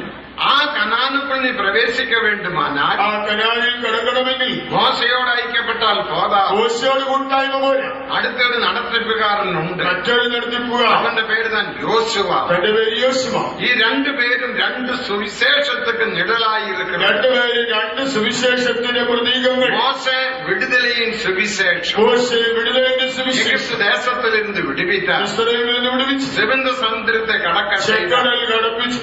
தேவனுக்கு மகிமை. அது விடுதலையின் അത് சுவிசேஷம். വിടുതലിന്റെ സുവിശേഷം. விடுதலையின் சுவிசேஷத்தினால் நீயே பூர்ண ஜெயாளியாக மாற முடியாது. വിടുതലിൻ സുവിശേഷത്താൽ പൂർണ്ണജയാളിയാകാം. ஆக முடியாது. അത് സാധ്യമല്ല. தேவனுக்கு மகிமை. ദൈവത്തിന് മഹത്വം. அதுக்கு தான் மகிமையின் சுவிசேஷம் தேவை. അതിന് തേജസ്സിന്റെ സുവിശേഷം വേണം. அதான் யோசுவா. അതാണ് യോശുവ. யோசுவா என்ன செய்தார்? യോശുവ എന്ത് ചെയ്തു? யோசுவாவோட நடத்திப்பிலே യോശുവയുടെ നടത്തിപ്പിൽ அவர் யோர்தான் நதியை ரெண்டாக பிளந்தார். താൻ യോർദാനിനെ രണ്ടായി ஒரு മുറിച്ചു. பகுதி தண்ணீரை போல கெட்டி மதில் போல கெட்டி நின்றது. ഒരു ഭാഗത്ത് വെള്ളം ഇങ്ങനെ ചെറു പോലെ മതിൽ പോലെ அந்த தண்ணீர் ஒழுகி ഒരു விட்டது, ഭാഗത്ത് വെള്ളം ഒഴുകിപ്പോയി. ஓடி போய் விட்டது. അത് ഒഴുകിപ്പോയി. அந்த வழியாக இஸ்ரவேல் மக்கள் நடந்தார். ആ വഴിയിൽ കൂടെ ഇസ്രായേൽ നടന്നു. தேவனுக்கு மகிமை. ദൈവത്തിന് മഹത്വം. அப்ப யோசுவாவோட நடத்திப்புக்கு நாம் கீழ்ப்படிய வேண்டும். യോശുവയുടെ നടത്തിപ്പ് അനുസരിക്കണം. யோசுவா மகிமையின் சுவிசேஷம். യോശുവ എന്നാൽ തേജസ്സിന്റെ സുവിശേഷം. அப்போஸ்தலிய உபதேசத்துக்கு நாம் கீழ்ப்படிய வேண்டும். നാം അപ്പോസ്തലിക ഉപദേശത്തെ അനുസരിക്കണം. அப்போஸ்தலிய உபதேசத்துக்கு விரோதமாக பேசுவதல்ல. അപ്പോസ്തലിക ഉപദേശത്തിനെതിരായി സംസാരിക്കുകയില്ല. அப்போஸ்தலிய உபதேசமாகிய யோசுவாவோட நாம் ஐக்கியப்பட்டு ஜீவிக்க வேண்டும். അപ്പോസ്തലിക ഉപദേശത്തിന്റെ പ്രതീകമായി യോശുവയോട് ഐക്യപ്പെട്ട് ജീവിക്കണം. ஆ யோசுவா நமக்கு தேவை. ആ യോശുവ നമുക്ക് വേണം. யோசுவாவுடைய காலத்தில் യോശുവയുടെ കാലത്ത് ஆசாரியர்கள் உடன்படிக்கை பற்றிய சுமந்த പുരോഹിതന്മാർ നിയമപ്പെട്ട யோர்தான் நதியில் வந்து நின்றார். യോർദാൻ നദിയിൽ വന്നു. தேவனுக்கு மகிமை. ദൈവത്തിന് മഹത്വം. அவருடைய கால் பெற்ற தண்ணீர் பெற்ற ഉള്ളങ്കാൽ നദിയിൽ ചവിട്ടിയവിടെ அந்த இடத்துல ஒரு அற்புதம் நடந்தது. അവിടെ ഒരു അത്ഭുതം നടന്നു. தேவனுக்கு மகிமை. ദൈവത്തിന് മഹത്വം. அப்ப அந்த ஆசாரியர்களோட ஐக்கியப்பட வேண்டும். ആ പുരോഹിതന്മാരോട് കൂടെ കൂട്ടായ്മ വേണം. அந்த லேவியரோட ஐக்கியப்பட ആ வேண்டும். ലേവിയരോട് ഐക്യത പുലർത്തണം. தேவனுக்கு மகிமை. ദൈവത്തിന് മഹത്വം. அவர் உடன்படிக்கை பற்றிய சுமக்குகிறார்கள். അവർ നിയമപ്പെട്ട ചുമക്കുന്നു. இந்த ஆசாரியர்கள் யாரை ഈ வெளிப்படுத்துகிறது? പുരോഹിതന്മാർ ആരെ കാണിക്കുന്നു? புதிய ஏற்பாட்டில் ஒப்புரவாகுது ஊழியம் செய்கிறதான ஊழியர்களை പുതിയ வெளிப்படுத்துகிறது. നിയമത്തിലെ നിരപ്പിന്റെ ശുശ്രൂഷ ചെയ്യുന്ന ശുശ്രൂഷക്കാർ. அதனால்தான் 2 கொரிந்தியர் 5ஆம் அதிகாரம் 18, 19, 20 3 வசனங்களை நாம் படிக்கும் போது 2 കൊരിന്ത്യർ 5-ന്റെ 18, 19, 20 3 വചനങ്ങളിൽ 18ஆம் வசனத்தில் 18-ാം വാക്യം ஒப்புரவாகுதலின் ஊழியம் என்று வாசிக்கிறோம். നിരപ്പിന്റെ ശുശ്രൂഷ. நமது ஊழியம் ஒப்புரவாகுதலின் ஊழியம். നമ്മുടെ ശുശ്രൂഷ നിരപ്പിൻ ശുശ്രൂഷ. ഇതൊരു പിരിവിനെയും ഊഴിയമല്ല, ഇത് ഭിന്നിപ്പിക്കുന്ന ശുശ്രൂഷയല്ല, സണ്ട പോടുകിற ഊഴിയമല്ല, വഴക്കുണ്ടാക്കുന്ന ശുശ്രൂഷയല്ല, ജാതി വ്യത്യാസമുള്ള ഊഴിയമല്ല, ജാതി വിവേചനമുള്ള ശുശ്രൂഷ, ഭാഷ വ്യത്യാസമുള്ള ഊഴിയമല്ല. ഭാഷാ വിവേചനമുള്ളതല്ല. നാം പലരാകി നാം ക്രിസ്തുവുക്കുൾ ഒന്നായിരുന്നു. പലരായ നമ്മൾ ക്രിസ്തുവിലൊന്നായി. ശരീരത്തിൽ പല അവയവങ്ങൾ കാണപ്പെടുகிறது. ശരീരത്തിൽ പല അവയവങ്ങളുള്ളതുപോലെ നാം പലരാനാലും ക്രിസ്തുവുക്കുൾ ഒന്നായിരിക്കും. നമ്മൾ പലരെങ്കിലും ക്രിസ്തുവിലും. നമുക്ക് ഭാഷ വ്യത്യാസമില്ല, ഭാഷാ വിവേചനമില്ല. ഇപ്പൊ എല്ലാം പല മൊഴികളിൽ പാടലുകളെ പാടിനു. നമ്മളെല്ലാം പല ഭാഷകളിലും ഒന്നാകെ കൺവെൻഷനിൽ തങ്ങിയിരിക്കും. നമ്മളെല്ലാ കൺവെൻഷനിൽ ഒരുമിച്ച് ജീവിക്കുന്നു. ദേവനുക്ക് മഹിമ. ദൈവത്തിന് മഹത്വം. ഇന്ത്യയിലെ 29 മാநிலമുണ്ട്. ഇന്ത്യയിൽ 29 സംസ്ഥാനം. 29 മാநிலത്തിൽ ഇരുന്നും നമ്മുടെ ജനങ്ങൾ കൺവെൻഷനുക്ക് വരികയാണ്. ആ 29 സംസ്ഥാനങ്ങളിൽ നിന്ന് കൺവെൻഷൻ ആളുകൾ വരുന്നു. 29 മാநிலത്തിലെ 26 ഭാഷകളുണ്ട്. ആ 29 സംസ്ഥാനങ്ങളിൽ 26 ഭാഷകളുണ്ട്. അവരെല്ലാരും നമ്മ ഇരുമ്പലൂരിൽ പാർக்கலாம். അവരെല്ലാം നമ്മുടെ ഇരുമ്പലൂരിൽ കാണാം. എല്ലാരും ഒന്നാക സന്തോഷமாக ജീവിக்கிறார். ഒരുമിച്ച് സന്തോഷമായി ജീവിക്കുന്നു. കാരണം എന്നെ ഉപ്രവാഹത്തിൻ ஊழியத்தினால் அவர்களை தேவன் உப்புரவாக்கினார். ശുശ്രൂഷയാൽ അവർ ഒരു വ്യത്യാസമില്ല. നമുക്ക് ആ വ്യത്യാസമില്ല. പഞ്ചാബികളെ பார்த்தாலும் പഞ്ചാബികളെ അവർ അവരുടെ ഭാഷയിൽ പേസുവാർ. അവർ അവരുടെ ഭാഷയിൽ സംസാരിക്കും. ഞാൻ എന്റെ ഭാഷയിൽ പേസും. ഞാൻ എന്റെ ഭാഷ അവരോട് അവർക്ക് വിളങ്ങുമോ എനിക്ക് വിളങ്ങുമോ അത് വിഷയമല്ല. പരസ്പരം മനസ്സിലാകുമോ ആ കാര്യമില്ല. ആനാ ഉടനെ കൈകളെ കൊടുത്ത് മുത്തം കൊടുക്കണം. എന്നാൽ കൈ കൊടുക്കുന്നു അക്ഷപരം ചെയ്യുന്നു. ദേവനുക്ക് മഹിമ. മഹത്വം. വ്യത്യാസമില്ല, വിവേചനങ്ങളിൽ ജാതി വ്യത്യാസമില്ല, ജാതി വ്യത്യാസം, ഭാഷ ഭാഷ വ്യത്യാസമില്ല, വ്യത്യാസമില്ല, തമിഴന്റെ മലയാളിയുടെ വ്യത്യാസമില്ല, തമിഴ് മലയാളി വ്യത്യാസങ്ങളില്ല. ദേവനുക്ക് മഹിമ. ദൈവത്തിന് മഹത്വം. ചില ഊഴിയർ ചില വിശ്വാസികൾ சொல்லுகிறார்கள், ചില വിശ്വാസികൾ പറയുന്നു, ഇപ്പൊ ഞങ്ങൾക്കൊരു തമിഴൻ വന്നിരിக்கிறார். ഒരു തമിഴനോട് കൊല്ലം വേണ്ടത്. ഞങ്ങളെ നടത്തുறதுக்கு തമിഴൻ വന്നിരിக்கிறார். ഞങ്ങളെ നടത്താൻ തമിഴൻ വന്നിരിക്കുന്നു. അരുமையான தேவ ஜனமே, ദൈവജനമേ, നാം തമിഴനുമല്ല മലയാളിയുമല്ല, നമ്മൾ തമിഴനോ മലയാളികളോ അല്ല, നാം ഒരു മനുഷ്യനല്ല, നമ്മൾ മനുഷ്യരുമല്ല. ഉപദേശത്തിനാൽ ദേവൻ നമ്മെ ദേവപുത്രர்களாக മാറ്റിനാർ. ദൈവം നമ്മെ ദൈവപുത്രന്മാരാക്കി. അവർ തമിഴനല്ല, തമിഴനല്ല, ദേവപുത്രൻ. ദൈവപുത്രൻ. ഞാൻ മലയാളിയല്ല, മലയാളിയല്ല, ദേവപുത്രൻ. ദൈവപുത്രൻ. ഇവരും മലയാളിയല്ല, ഞാനും മലയാളിയല്ല, ദേവപുത്രൻ. ദൈവപുത്രൻ. ദേവനുക്ക് മഹിമ. അന്ത വെളിപ്പെടുത്തൽ നമുക്ക് ആ தேவை. വെളിപ്പാട് ആവശ്യം. ദേവപുത്രர்கள் താൻ കർത്താവിന്റെ വരികയിൽ എടുത്തുകൊള്ളപ്പെടുവാർ. ദൈവപുത്രന്മാരെ കർത്താവിന്റെ വരികൾ എടുക്കപ്പെടും. ദേവപുത്രர்கள் പാപം ചെയ്യ മാട്ടാർ. ദൈവപുത്രന്മാർ പാപം ചെയ്യില്ല. എവിടെ നാം ദേവപുത്രരാக മാറ്റപ്പെടുകയോ, ദൈവപുത്രന്മാരായി രക്ഷിക്കപ്പെടുമ്പോൾ യോവാൻ 1-ാം അധികാരം 12-ാം വചനത്തിൻപടി രക്ഷിക്കപ്പെടുമ്പോൾ നാം ദേവനുടെ പിള്ളകളാകപ്പെടുമ്പോൾ നമ്മൾ ദൈവമക്കളാകും. ദേവനുക്ക് മഹിമ. ദൈവത്തിന് മഹത്വം. അന്ന് രക്ഷിക്കപ്പെട്ട ദേവജനങ്ങൾ ആ രക്ഷിക്കപ്പെട്ട ദൈവജനം അടുത്തപടിയാക ഗലാത്യർ 3-ാം അധികാരം 25-ാം വചനത്തെ വാസിക്കും. ഗലാത്യർ 3:25 വായിക്കുമ്പോൾ വിശ്വാസത്തിനാൽ അവர்கள் ദേവപുത്രர்களாக മാറ്റപ്പെടും. ക്രിസ്തുയേശുവിലെ വിശ്വാസത്താൽ നാം എല്ലാവരും ദൈവപുത്രന്മാർ. அந்த கிறிஸ்துவேசின் மேലുള്ള വിശ്വാസത്തിനാൽ, ആ ക്രിസ്തുയേശുവിലെ വിശ്വാസത്താൽ. അത് എന്ന വിശ്വാസം? അതെന്ത് വിശ്വാസം? 27-ാം വചനത്തെ വാസിക്കും. 27-ാം വാക്യം. ഞാൻ സ്നാനം എടുത്തവர்கள் എത്ര പേരുകളോ അത്തனை പേര് ക്രിസ്തുവെ ധരിച്ചു കൊണ്ടിരിக்கிறீர்கள். ക്രിസ്തുവിനോട് ചേരുവാൻ സ്നാനം എടുത്തവങ്ങൾ എല്ലാവരും ക്രിസ്തുവിനെ ധരിച്ചിരിക്കുന്നു. ജ്ഞാനസ്നാനത്തിലൂടെ സ്നാനത്തിൽ നാം ദേവപുത്രர்கள். നാം ദൈവപുത്രന്മാർ. ദേവനുക്ക് മഹിമ. നാം ദേവപുത്രர்கள். നാം ദൈവപുത്രന്മാർ. அந்த புத்திரத்துவத்தில் வளர வேண்டும். ആ പുത്രത്വത്തിൽ വളരണം. അടുത്തപടിയാക റോമർ 8-ാം അധികാരം 15-ാം വചനത്തിൻപടി റോമർ 8:15 പരിശുദ്ധാവിൻ അഭിഷേകത്തെ പെറ്റുകൊള്ളുമ്പോൾ പരിശുദ്ധാത്മാഭിഷേകം പ്രാപിക്കും. നാം ദേവപുത്രർ.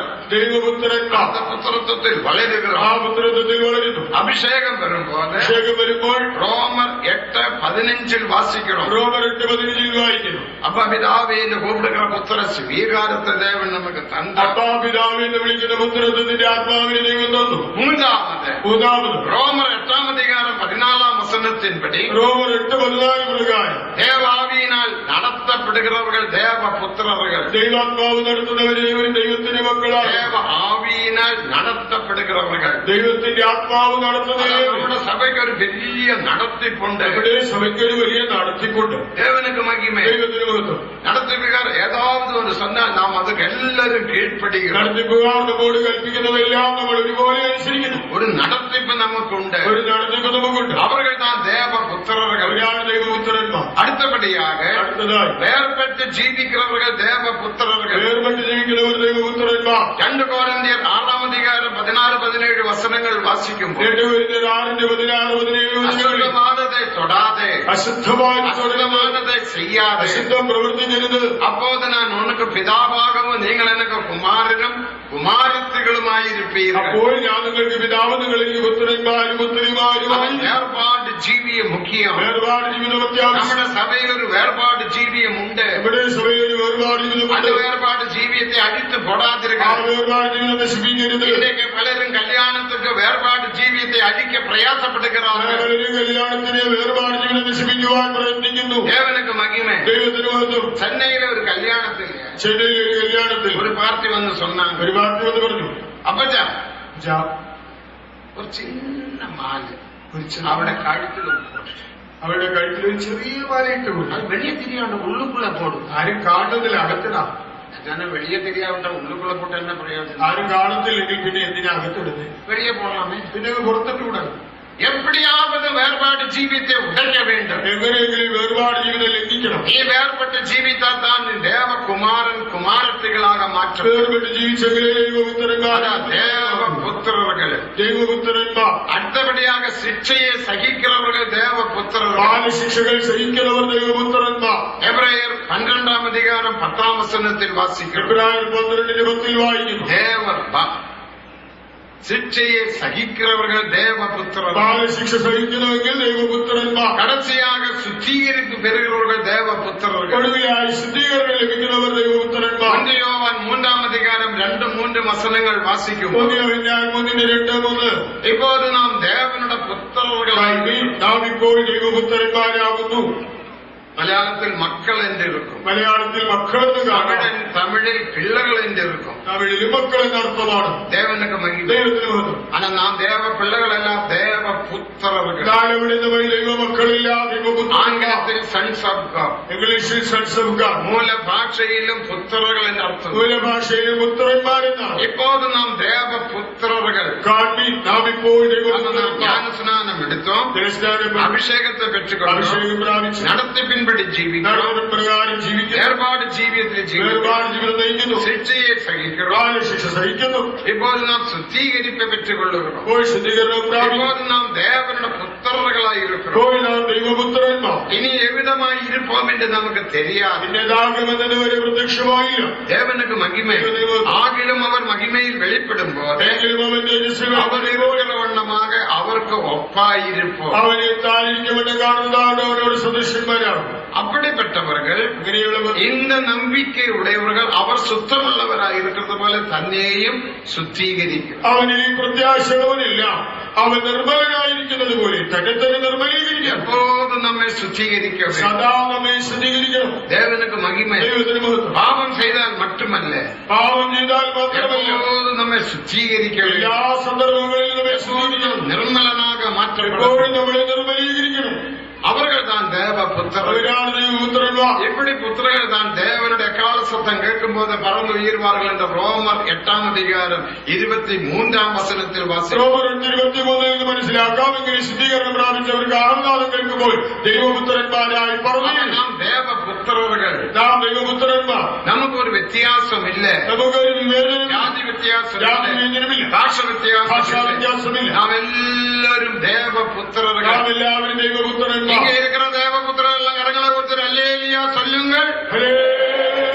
നാം எல்லாரும் தேவபுத்திரர்கள். നമ്മളെല്ലാവരും ദൈവപുത്രന്മാർ. தேவனுக்கு மகிமை. ദൈവത്തിന് മഹത്വം.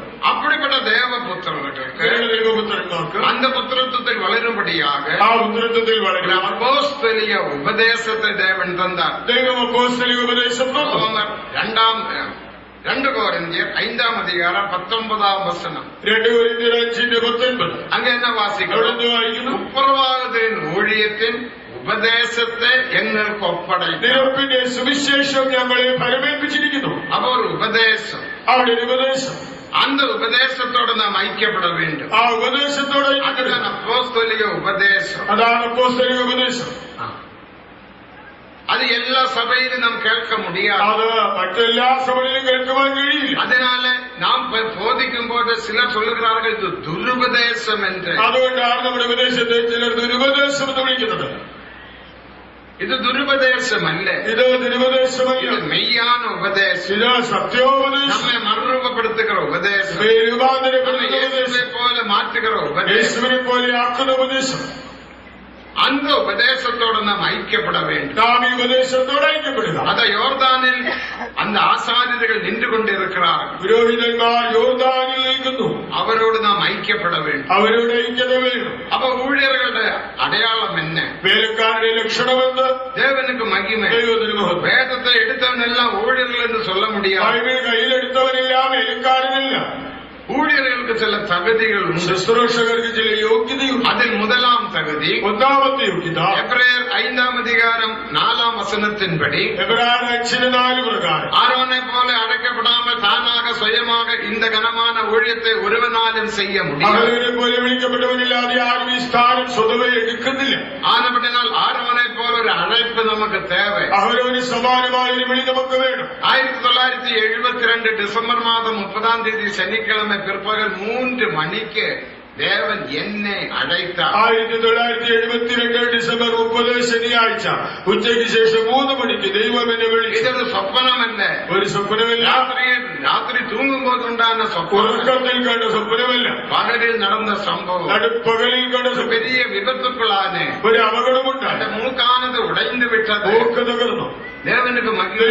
அப்போது தேவன் என்னோடு தெளிவாக பேசி ദൈവം എന്നോട് സ്പഷ്ടമായി സംസാരിച്ചു. தேவன் என்னை அழைத்தார். ദൈവം എന്നെ വിളിച്ചു. இந்த மகிமையான ஊழியத்துக்கு வர வேண்டும் என்று சொன்னார். തേജസ്സിന്റെ ശുശ്രൂഷയിൽ വരാൻ വയതിലിരുന്ന് இந்த ஐக்கியத்தில் இருக்கிறபடியினால் പ്രായം മുതൽ ഈ കൂട്ടായ്മയിലായതുകൊണ്ട് ഇതിലെ ചില കഷ്ടങ്ങൾ നമുക്ക് தெரியும். ഇതിലെ പ്രതിസന്ധികളൊക്കെ അറിയാം. அப்ப நான் தேவனுக்கு சொன்னேன், ഞാൻ ദൈവത്തോട് പറഞ്ഞു, வேலை செய்து വട இந்தியாவில் போய் வேலை செய்து വടക്കിന്ത്യയിൽ പോയി വേല ചെയ്ത് அந்த பணம் எல்லாம் ஊழியத்துக்காக கொடுக்கிறேன். ഞാൻ അവിടെ പോയി ജോലി ചെയ്ത് കിട്ടുന്ന പണം வயசாகும் போது ஊழியத்துக்கு வரேன். എനിക്ക് പ്രായമാകുമ്പോൾ ശുശ്രൂഷയ്ക്ക് വരാം. தேவனுக்கு வயசானவரையല്ല தேவை, കർത്താവിന് വേണ്ടത് പ്രായമായവരെയല്ല, வாலிபரே தேவை. യുവാക്കളിൽ ஊழியத்துக்கு அடைக்கப்பட்டவர்கள் யாராவது இங்க இருந்தால் പേരയ്ക്ക് വിളി ലഭിച്ച ആരെങ്കിലും ഇവിടെ ഉണ്ടെങ്കിൽ மூக்கு உடையறதுக்கு முந்தி வந்துடுங்க.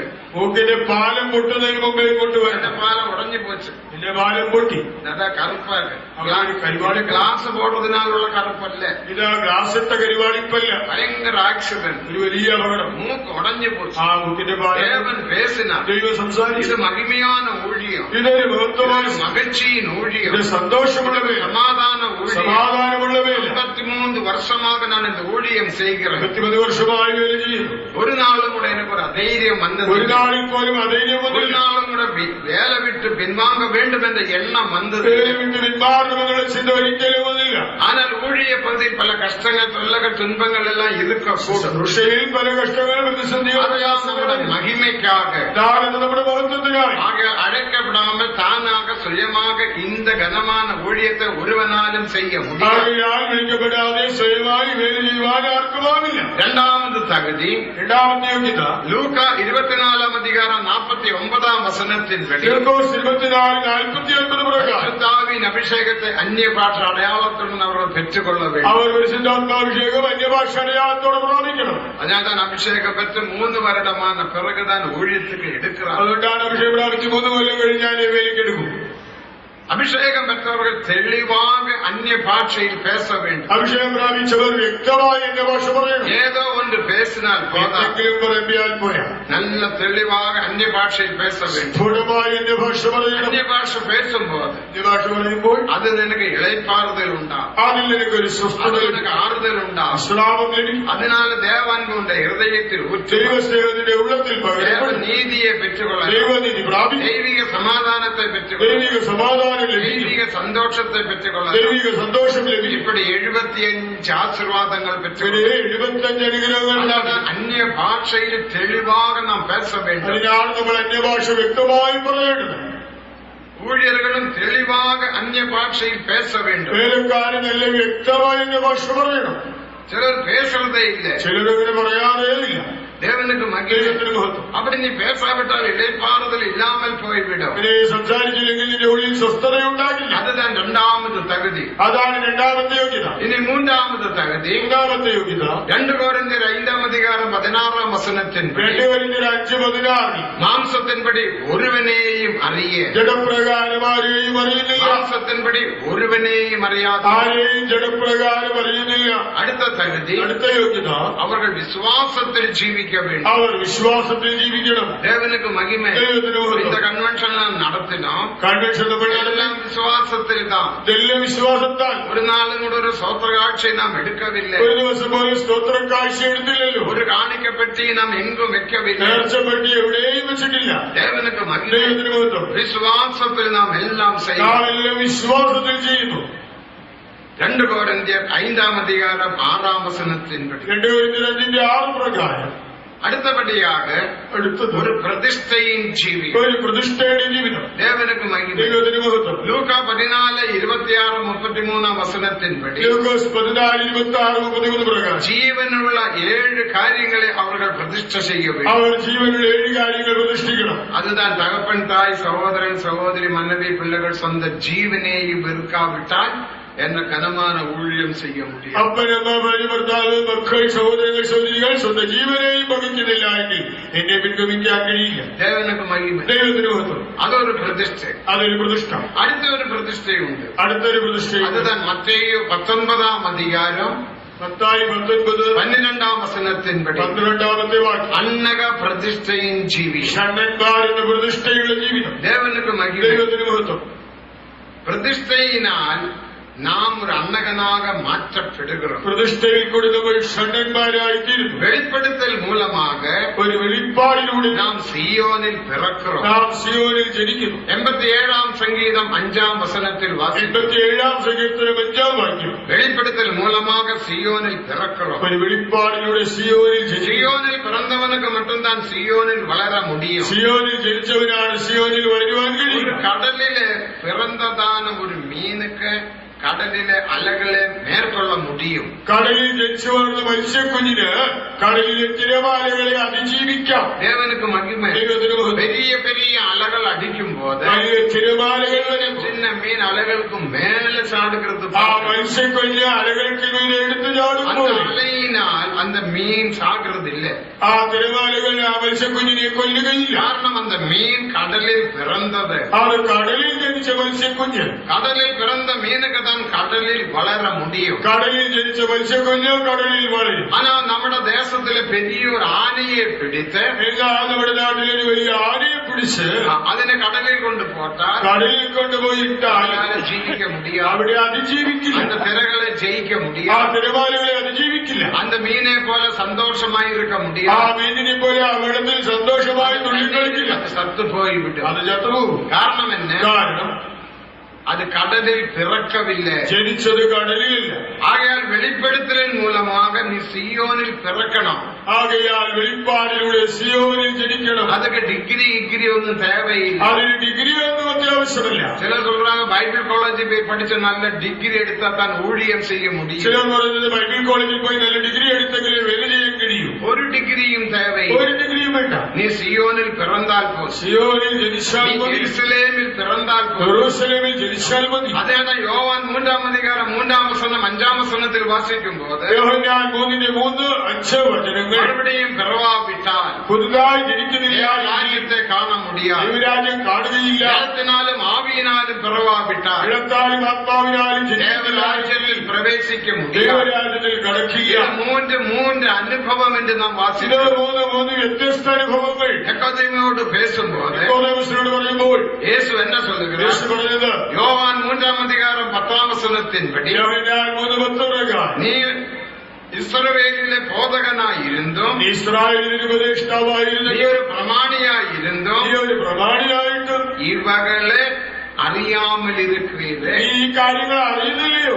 ഇവകൾ ഈ സംഗതികൾ அது பன்மையில் சொல்லப்பட்டது. അത് ബഹുവചനത്തിൽ ஆனபடினால் பிறப்பதும் ஜலத்தினால் பிறப்பதும் ஆவியினால் பிறப்பதும் மூன்று அனுபவங்கள். ആകയാൽ പുരുജനവും എഴുത്താലുള്ള ജനം ആത്മാവിനാലുള്ള ജനം അത് 3 വ്യത്യസ്ത അനുഭവങ്ങൾ. அவனுக்கு விளங்காததினால விளக்கமாக சொன்னதல்ல ஜலத்தினாலும் ஆவியினாலும் பிறப்பது. അവന് മനസ്സിലാകാത്തത് കൊണ്ട് കൂടുതൽ വിശദീകരിക്കാൻ വേണ്ടി വെള്ളം ആത്മാവെന്ന പദങ്ങൾ കൂട്ടിച്ചേർത്തതല്ല. 3 விதமான பிறப்பு. ഇത് 3 വ്യത്യസ്ത അനുഭവങ്ങൾ. அப்படி நாம் எருசலேமில் பிறக்கிறோம். അങ്ങനെ യെരൂശലേമിൽ ജനിക്കുന്നു. சீயோனில் பிறக்கிறோம். സിയോനിൽ ജനിക്കുന്നു. சீயோனில் பிறந்தவர்களுக்கு எருசலேமில் பிறந்தவர்களுக்கு மட்டும்தான் எருசலேம் சீயோனில் வளர முடியும். സിയോനിൽ യെരൂശലേമിൽ ജനിച്ചവർ മാത്രമേ അവിടെ വളരുവാൻ കഴിയൂ. தேவனுக்கு மகிமை. ദൈവത്തിന് മഹത്വം. அவர்கள் அன்னக பிரதிஷ்டையில் ஊழியர்கள் காணப்பட வேண்டும். ശുശ്രൂഷകർ ഷണ്ഡന്ത പ്രതിഷ്ഠയിൽ കാണപ്പെടും. விவாக ஜீவியம் இல்லாமல், വിവാഹം കൂടാതെ விவாகத்தை நாம் விலக்கிறது இல்ல. നാം വിവാഹം വിലക്കുന്നവരല്ല. விவாகம் நடத்தி கொடுக்கும்படிக்கு லைசன்ஸ் எல்லாம் வாங்கி வைத்திருக்கிறோம். വിവാഹം നടത്തുവാനുള്ള ലൈസൻസ് ഉള്ളവരാണ്. இந்த கையால 1000க்கு மேல தேவ ஜனங்களுக்கு விவாகம் செய்து வைத்திருக்கிறோம். ഞാൻ ആയിരക്കണക്കിന് ദമ്പതികളെ കൂട്ടിച്ചേർത്ത് വിവാഹം നടത്തിയിട്ടുണ്ട്. தேவனுக்கு மகிமை. ദൈവത്തിന് മഹത്വം. விவாகம் விலக்கிறவர் அல்ல.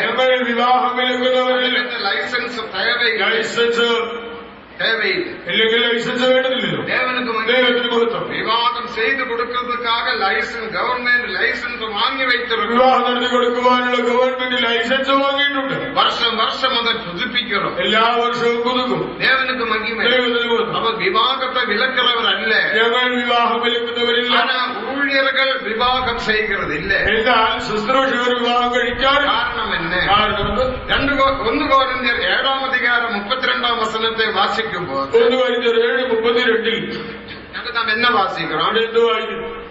ஊழியர்கள் விவாகம் இல்லாதவர்கள் கவலையற்றவராய் இருக்க வேண்டும் என்று வாசிக்கிறோம். വിവാഹമില്ലാതെ ശുശ്രൂഷകർ ചിന്താകുലമില്ലാത്തവരാകണം. அவர்கள் கவலையற்றவராக காணப்பட வேண்டும். അവർ ചിന്താകുലമില്ലാതിരിക്കണം. அந்த வசனத்தை வாசிங்க. நீங்கள் கவலையற்றவர்கள் நீங்கள் கவலையற்றவராய் இருக்க வேண்டும். നിങ്ങൾ ചിന്താകുലമില്ലാത്തവരാണ്. கவலையற்றவரா? ചിന്താകുലമില്ലാതെ. ஆனா விவாகம் செய்தவனுக்கு அந்த கவலை உண்டு. എന്നാൽ വിവാഹിതനുക്ക് ചിന്താകുലമുണ്ട്. அந்த கீழ வசனம் படிங்க. തുടർന്നുള്ള വചനത്തിൽ விவாகம் செய்தவன் വിവാഹം കഴിച്ചവൻ மனைவியை எப்படி பிரியப்படுத்தலாம் என்று நினைத்து உலகத்துக்குரிய காரியங்களை சிந்திக்கிறான். ആരെ എങ്ങനെ പ്രസാദിപ്പിക്കാമെന്ന് വെച്ച് ലോകത്തിനുള്ളത് ചിന്തിക്കുന്നു. அவனுக்கு கவலை உண்டு. അവന് ചിന്താകുലങ്ങളുണ്ട്. அவன் பிள்ளைகளை படிக்க வைக்க வேண்டும். മക്കളെ പഠിപ്പിക്കണം. அவனுக்கு தங்கறதுக்கு வீடு கட்ட வேண்டும். പാർക്കാൻ വീട് പണിയണം. அவனுக்கு வாகனம் வாங்க வேண்டும். വാഹനം വാങ്ങണം. அவன் பணத்தை சேர்க்க வேண்டும். പണം ശേഖരിക്കണം. அவனுக்கு எத்தனையோ உலகமான கவலைகள் உண்டு. ലോകത്തിൽ എത്രയോ ചിന്താഭാരങ്ങളുണ്ട്. ஆனால் விவாகமில்லாத ஊழியர்கள், എന്നാൽ വിവാഹം കഴിക്കാതെ பிரதிஷ்டையுள்ள ஊழியர்கள், ഷണ്ഡന്മാരായി പ്രതിഷ്ഠിക്കപ്പെടുവർ அவர்கள் விவாகம் செய்கிறதில்லை. അവർ വിവാഹം കഴിക്കില്ല. காரணம் എന്താണ്?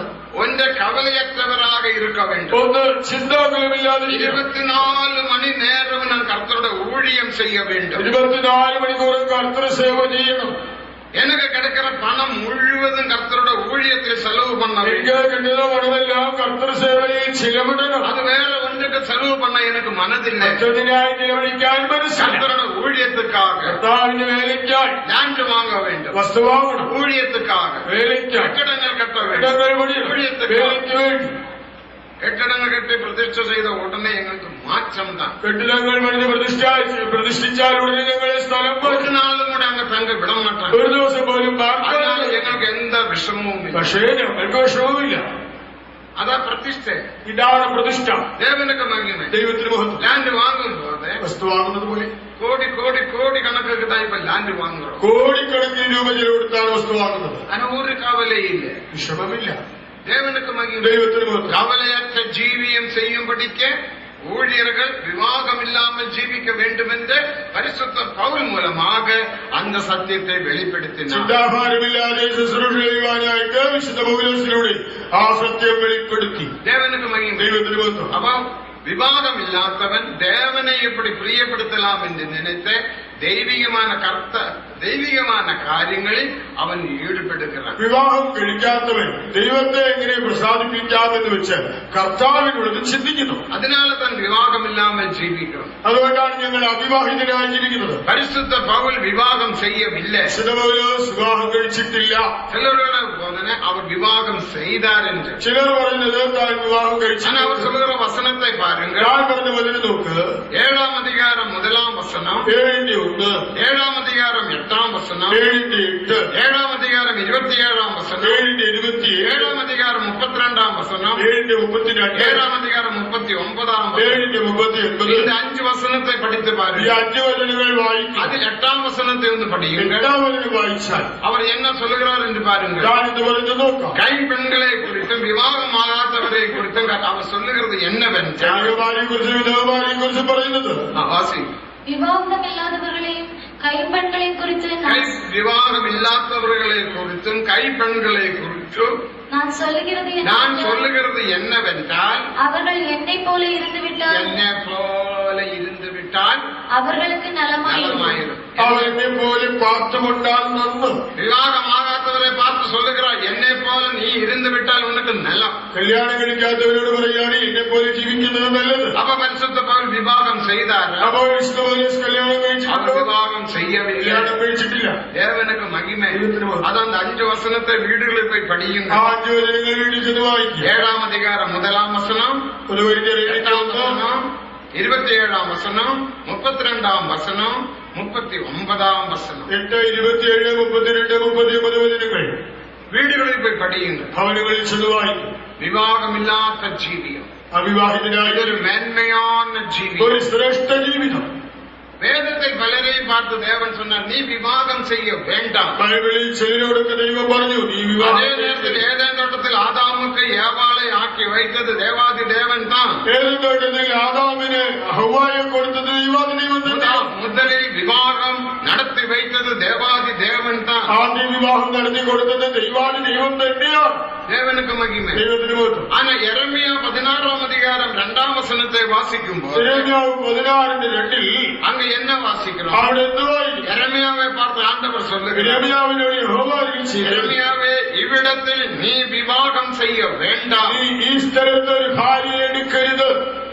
നിനക്ക് കുമാരനും കുമാരത്തികളും ഇരുക്ക വേണ്ടാം. ഇവിടെ പുത്രന്മാരെയും പുത്രിമാരെയും ജനിപ്പിക്കരുത്. அதனால எரேமியா விவாகம் செய்யவில்லை. ആകയാൽ യെരമ്യാവ് വിവാഹം കഴിച്ചില്ല. தானியேல் விவாகம் செய்யவில்லை. ദാനിയേൽ വിവാഹം കഴിച്ചില്ല. இப்படி பழைய ஏற்பாட்டில் எத்தனையோ பரிசுத்தவான்கள் விவாகம் செய்யாம கர்த்தருக்கு ஊழியம் செய்தார்கள். ഇങ്ങനെ എത്രയോ പഴയ ഭക്തന്മാർ വിവാഹം കഴിക്കാതെ കർത്താവിന് വേണ്ടി ജീവിച്ചു ചേരുന്നു. നമ്മുടെ അന്നക പ്രതിഷ്ഠ. ഇതാണ് ഷണ്ടന്മാരെന്ന് നമ്മുടെ അന്നകൻ എന്ന് சொன்னால் அர்த்தம் என்ன? ഷണ്ടന്മാരെന്ന് പറഞ്ഞാൽ അർത്ഥം അടുത്ത തലമുറയെ ഉരുവാക്ക കഴിവില്ലാത്തവൻ, ഇനിയൊരു തലമുറയെ ഉരുവാക്കുവാൻ ശേഷിയില്ലാത്തവൻ. தேவனுக்கு மகிமை. ദൈവത്തിന് മഹത്വം. അവൻ ഞാൻ കല്യാണം பண்ணினா എനിക്ക് അടുത്ത തലമുറ ഉരുവാകും. ഞാൻ വിവാഹം കഴിച്ചാൽ അടുത്ത തലമുറ ഉണ്ടാകും. ஆனா நான் பிரதிஷ்டை பண்ணிடும். എന്നാൽ ഞാൻ എന്നെ പ്രതിഷ്ഠ தேவராஜ்ய நிமித்தம். ദൈവരാജ്യ നിമിത്തം. അത് മത്തേയോ 19-ാം അധികാരം 12-ാം വചനത്തിൻ കടേസി പകുതിയിൽ വാസിക്കുമ്പോൾ, മത്തായി 19:12 അവസാന ഭാഗം, പരലോക രാജ്യ നിമിത്തം തങ്ങളെ അന്നകളാക്കി കൊണ്ടവர்கள் സ്വർഗരാജ്യ നിമിത്തം തങ്ങളെ തന്നെ ഷണ്ടന്മാരാക്കി. എന്നെ ഞാൻ പരലോക രാജ്യ നിമിത്തം സിയോനുക്കാக യെരുസലേമുക്കാக എന്നെ അന്നകനാக നാനേ മാറ്റിക്കൊണ്ട്, ഞാൻ സ്വർഗരാജ്യ നിമിത്തം എന്നെ തന്നെ ഷണ്ടനാക്കി മാറ്റി. தேவனுக்கு மகிமை. ദൈവത്തിന് മഹത്വം. ആരും ഫോഴ്സ് ചെയ്തതല്ല. ആരും നിർബന്ധിച്ചില്ല. നീ കല്യാണം பண்ண വേண்டாം, നീ കല്യാണം കഴിക്കണം, ഇടത്തേക്ക് താൻ പോക വേണ്ട. വേലയ്ക്ക് പോയേ മതിയാകും. யாரும் ഫോഴ്സ് பண்ணவில்லை. ആരും ഇങ്ങനെ നിർബന്ധിച്ചില്ല. ஊழியத்துக்கு வரும்போது வீட்டுக்காரெல்லாம் என்ன அழுக. വേലയ്ക്ക് വരുമ്പോൾ വീട്ടുകാരെത്ര കരച്ചിലാണ്. കാരണം അவ்வளவும் துக்கம். അവർക്ക് വിഷമമാണ്. தேவனுக்கு மகிமை. ദൈവത്തിന് മഹത്വം. அவரൊന്നും ഫോഴ്സ് பண்ணவில்லை. അവരൊന്നും നിർബന്ധിച്ചില്ല. ஆனா ஆண்டவர் என்னோடு பேசினார். ദൈവം എന്നോട് സംസാരിച്ചു. இந்த பிரதிஷ்டையில் நீ காணப்பட வேண்டும். നീ പ്രതിഷ്ഠയിൽ കാണപ്പെടേക്കണം. அதுதான் அன்னக பிரதிஷ்டை. അതാണ് ഷണ്ടന്മാരുടെ പ്രതിഷ്ഠ. இதுதான் ஊழியர்களோட தகுதி. ഇതാണ് വേലക്കാരുടെ യോഗ്യത. தேவனுக்கு மகிமை. ദൈവത്തിന് മഹത്വം. அப்படிப்பட்டதான ஊழியர்களோடு நாம் ஐக்கியப்பட்டு ஜீவிக்க வேண்டும். ഇങ്ങനെയുള്ള വേലക്കാരുടെ ഐക്യപ്പെട്ട് ജീവിക്കണം. அதனால்தான் பரிசுத்த யோவான் சொல்லும் போது, വിശുദ്ധ യോഹന്നാൻ പറയുമ്പോൾ 1 யோவான் 1-ാം അധികാരം 3-ാം വചനത്തിൻപടി, 1 യോഹന്നാൻ 1:8 പ്രകാരം 3-ാം വചനത്തിൻപടി 3-ാം വാക്യം என்ன வாசிக்கிறோம்? 1 யோவான் 1-ാം അധികാരം 3-ാം വചനം. 1 യോഹന്നാൻ 3:3 நீங்களும் எங்களோட ஐக்கியமுள்ளவர்களாகும்படி நீங்கள் எங்களோட ஐக்கியமுள்ளவர்களாகும்படி நாங்கள் கண்டும் கேட்டும் உள்ளதை உங்களுக்கு அறிவிக்கிறோம். எங்களுடைய எங்களோட ஐக்கியம் பிதாவோடும் குமாரனோடுமாய் இருக்கிறது. நீங்கள் എങ്ങളോട് ഐക്യമായിരിക്ക வேண்டும். നിങ്ങൾക്ക് ഞങ്ങളോട് കൂട്ടായ്മ ഉണ്ടാകേണ്ടതിന് ഞങ്ങൾ കണ്ടും കേട്ടുമുള്ളത് നിങ്ങളോട് അറിയിക്കുന്നു. ഞങ്ങളുടെ കൂട്ടായ്മയോ പിതാവിനോടും അവന്റെ പുത്രനോടുമാകുന്നു. அப்படிப்பட்டதான ஒரு ஐக்கியத்தில் நாம் காணப்பட வேண்டும். ഇങ്ങനെ ഒരു കൂട്ടായ്മയിൽ കാണപ്പെടുക. அப்படிப்பட்ட ഉപദേശത്തിൽ ഐക്യപ്പെട്ട്, ഇങ്ങനെയുള്ള ഉപദേശത്തിൽ ഐക്യപ്പെട്ട്, പരിശുദ്ധവാന്കളോട് ഐക്യപ്പെട്ട്, വിശുദ്ധന്മാരോട് ഐക്യപ്പെട്ട്, അപ്പോസ്തലിക ഐക്യത്തിൽ ഐക്യപ്പെട്ട്, അപ്പോസ്തലിക കൂട്ടായ്മയോട് ജീവിച്ചാൽ ജയാളിயாக നാം മാറலாம். ജയാളികളായി മാറാം. அப்போதுதான் ஜெய ஜீவியத்தில் ஜீவிக்கும். ജീവിതം നയിക്കാം. தேவனுக்கு மகிமை. ദൈവത്തിന് മഹത്വം. அது மட்டுமல்ல, கடைசியாக ஒரு வார்த்தையை சொல்லி நான் முடிக்கிறேன். ഒടുവിലായി ഒരു വാക്ക് പറഞ്ഞ് അവസാനിപ്പിക്കാം. தேவனுக்கு மகிமை. ദൈവത്തിന് മഹത്വം. கனான் தேசத்தில் 7 ஜாதிகளையும் 31 ராஜாக்களையும் நாம் பார்க்கின்றோம். കനാനിൽ 7 ജാതികളെയും 31 രാജാക്കന്മാരെയും കാണും. தேவனுக்கு மகிமை. ദൈവത്തിന് മഹത്വം. அந்த 7 ஜாதிகள் யாரை வெளிப்படுத்துகிறது? ആ 7 ജാതികൾ എന്തിനെ വെളിപ്പെടുത്തുന്നു? வாசிங்க 7ஆம் அதிகாரம் முதல் 2 வசனம். நீ சுதந்தரிக்க போகிற தேசத்தில் உன் தேவனாகிய கர்த்தர் உன்னை பிரவேசிக்க பண்ணி உன்னை பார்க்கிலும் ஜனபெருத்த ஜாதிகளாகிய ஏத்தியர், கிர்காசியர், எமோரியர், கானானியர், பெரிசியர், ஏவியர், எபூசியர் என்னும் 7 பலத்த ஜாதிகளை உனக்கு முன்பாக துரத்தி உன் தேவனாகிய கர்த்தர் அவர்களை உன்னிடத்தில் ஒப்புக் கொடுக்கும் போது அவர்களை முறிய அடித்து அவர்களை சங்காரம் பண்ண கடவாய். அவர்களோட உடன்படிக்கை பண்ணவும் அவர்களுக்கு இரங்கவும் வேண்டாம். தேவனுக்கு மகிமை. இங்க 7 ஜாதிகளை குறித்து வாசிக்கிறோம். 7 ஜாதிகளை குறித்து வாசிக்கிறோம். 7 ஜாதிகளை நாம் மேற்கொள்ள வேண்டும். അവിടെ 7 ஜாதிகளை நாம் കീഴടക്കണം. அப்போதுதான் ஜெய ஜீவியத்தில் ஜீவிக்கும். അപ്പോഴേ ജയ ജീവിതം സാധിക്കും. 31 രാജാക്കൾ. 31 രാജാക്കന്മാർ. 31 രാജാക്കൾ யாரை வெளிப்படுத்துகிறது? 31 രാജാക്കന്മാർ ആരെയും കാണിക്കും. ரோமர் 1ஆம் அதிகாரம் 24ஆம் வசனத்திலிருந்து 28ஆம் வசனம் முடிய வாசிக்கும் போது 31 பாவங்களை குறித்து வாசிக்கிறோம். റോമർ 1:24-28 വരെ വായിക്കുമ്പോൾ നമ്മുടെ 31 പാപങ്ങളെ കാണുന്നു. ആ 31 പാപങ്ങളെ നാം ജയിക്ക வேண்டும். ആ 31 പാപങ്ങളെ, എല്ലാ പാപങ്ങളെയും നാം ജയിക്ക ആ வேண்டும். എല്ലാ പാപങ്ങളെയും ജയിക്കണം. ഇനി 7 ജാതികൾ. 7 ജാതി. முதலாவது ஜாதி எத்தியர், ഒന്നാമത്തെ ജാതി ഹിത്യർ, രണ്ടാമത് ഗിർഗാസിയർ, ഗിർഗശ്യർ, മൂന്നാമത് എമോരിയർ, മൂന്നാമത് അമോര്യർ, നാലാമത് കനാന്യർ, നാലാമത് കനാന്യർ, ஐந்தாவது പെരിസിയർ, അഞ്ചാമത് പെരിസ്യർ, ആറാമത് ഏവിയർ, ആറാമത് ഹിവിയർ, അടുത്ത എബൂസിയർ. അടുത്തത് യെബൂസ്യർ. ഇവരെല്ലാം യാരെ വെളിപ്പെടുത്തുന്നത്? ഇതൊക്കെ ആരെ ചൂണ്ടിക്കാണിക്കുന്നു?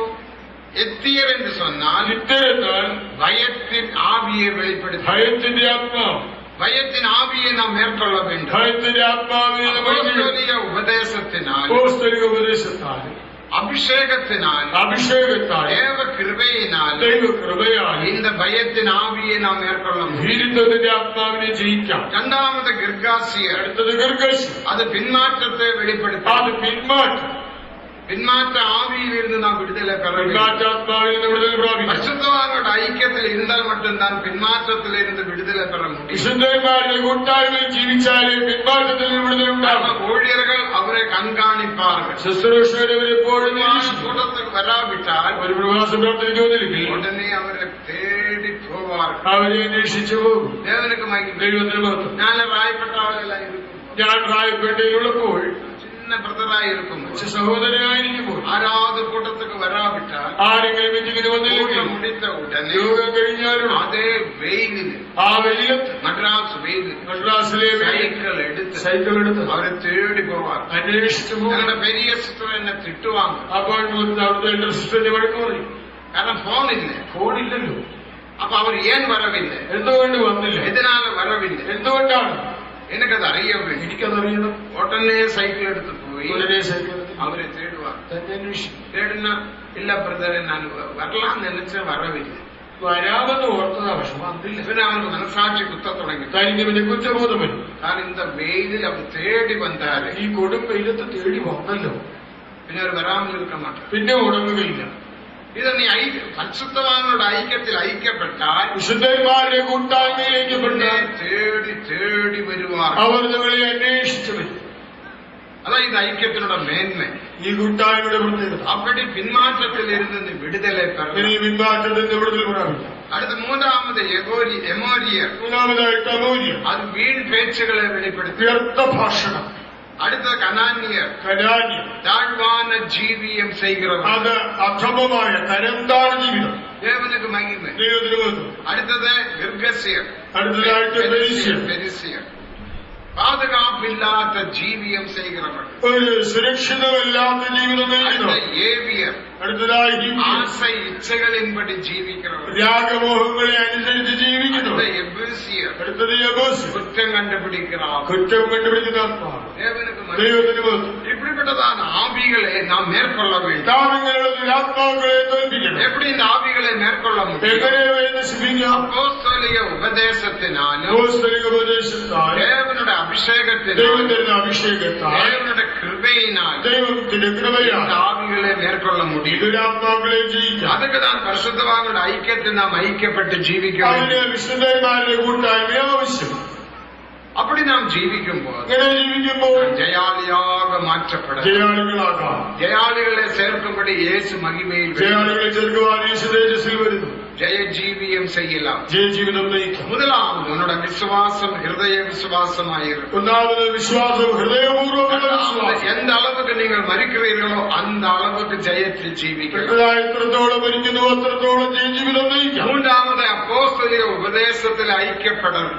മൂന്നാമതായ അപ്പോസ്തലിക ഉപദേശത്തിൽ കൂട്ടായ്മ വേണം. அடுத்தபடியாக உபதேசத்திலும் கிருபையிலும் அபிஷேகத்திலும் நிரம்பி ஜீவிக்கும். ഉപദേശത്താൽ, കൃപയിലും അഭിഷേകത്താൽ നിറഞ്ഞു நாம் ஜீவித்தால் ഇങ്ങനെ ജീവിച്ചാൽ பூர்ண ஜெயாளிகளாக நாம் மாறும். പൂർണ്ണ ജയം പ്രാപിക്കാം. നമ്മുടെ കണ്ണുകളെ മൂടണം. കടകളിലേക്കാം. ഒരു വല്ലമീൻ അഭിഷേകത്തെ പെറ്റുകൊള്ളും. ഒരു ശക്തിയുടെ അഭിഷേകം പ്രാപിക്കാം. 5 നിമിടങ്ങൾ மட்டும். ഒരു 5 മിനിറ്റ്. 12:30 കൂട്ടങ്ങളെല്ലാം മുടിച്ചു. 12:30 യോഗം അവസാനിപ്പിക്കും. தேவனுக்கு மகிமை. ദൈവത്തിന് ஒரு മഹത്വം. 5 நிமிடம். ഒരു 5 മിനിറ്റ്. எனக்கு ஜெயஜீவியம் வேண்டும் என்று எத்தனை பேர் வாஞ்சிக்கிறீர்கள்? എനിക്ക് ജയജീവിതം വേണമെന്ന് എത്ര പേര് ആഗ്രഹിക്കുന്നു? ചിലർ சொல்லுவாங்க தேவ சித்தமானா நான் ஜெயத்தில் ஜீவிக்கிறேன். ഓ, ദൈവത്തിന് ഇഷ്ടമാണെങ്കിൽ ഞാൻ ജയജീവിതം ചെയ്യും. നീ ജയത്തിൽ ജീവിപ്പത് தேவ சித்தம். അത് ദൈവത്തിന്റെ ഇഷ്ടമാണ് നിന്റെ ജയജീവിതം. இப்ப வெளியூருக்கெல்லாம் போகிறோங்க. വിദേശത്തൊക്കെ പോകുന്നല്ലോ. தேவ சித்தமான என்னை வெளியூருக்கு கொண்டு போகட்டும் என்று நீங்க சொல்லுவீங்க. ആ ദൈവ ഇഷ്ടമാണെങ്കിൽ ജോലിക്കായി വിദേശത്ത് പോകട്ടെ എന്ന് പറയുമോ? தேவனுக்கு மகிமை. ദൈവത്തിന് മഹത്വം. ഒരു പരിശുദ്ധവാൻ പ്രസംഗം பண்ணினார். ഒരു വിശുദ്ധൻ പ്രസംഗിച്ചു. എല്ലാം വീടും കൂടും എല്ലാം വിറ്റ് ബോംബെയിൽ പോയി കിടക്കണം. എല്ലാ വീടും കൂടും ഒക്കെ വിറ്റ് ബോംബെയിൽ പോയി കിടക്കുന്നു. വിസ വരവില്ല. വിസ വന്നില്ല. അവൻ ഒവ്വൊരു മുறை ഒവ്വൊരു കാരണത്തെ ചൊല്ലിക്കൊണ്ടേ ഇരിക്കണം. ഓരോ തവണ എന്തൊക്കെയോ കാരണങ്ങൾ പറയുന്നു.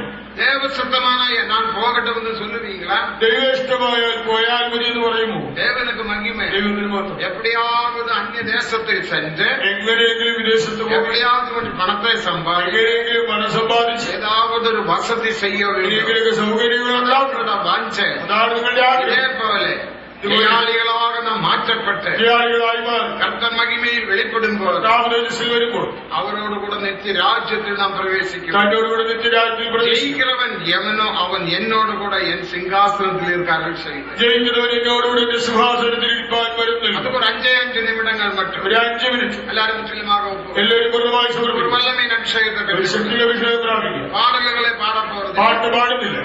എല്ലാവരും ആവിയെ പെറ്റുകൊള്ളും. എല്ലാവരും ആത്മാവിനെ പ്രാപിക്കും. 5 നിമിഷം.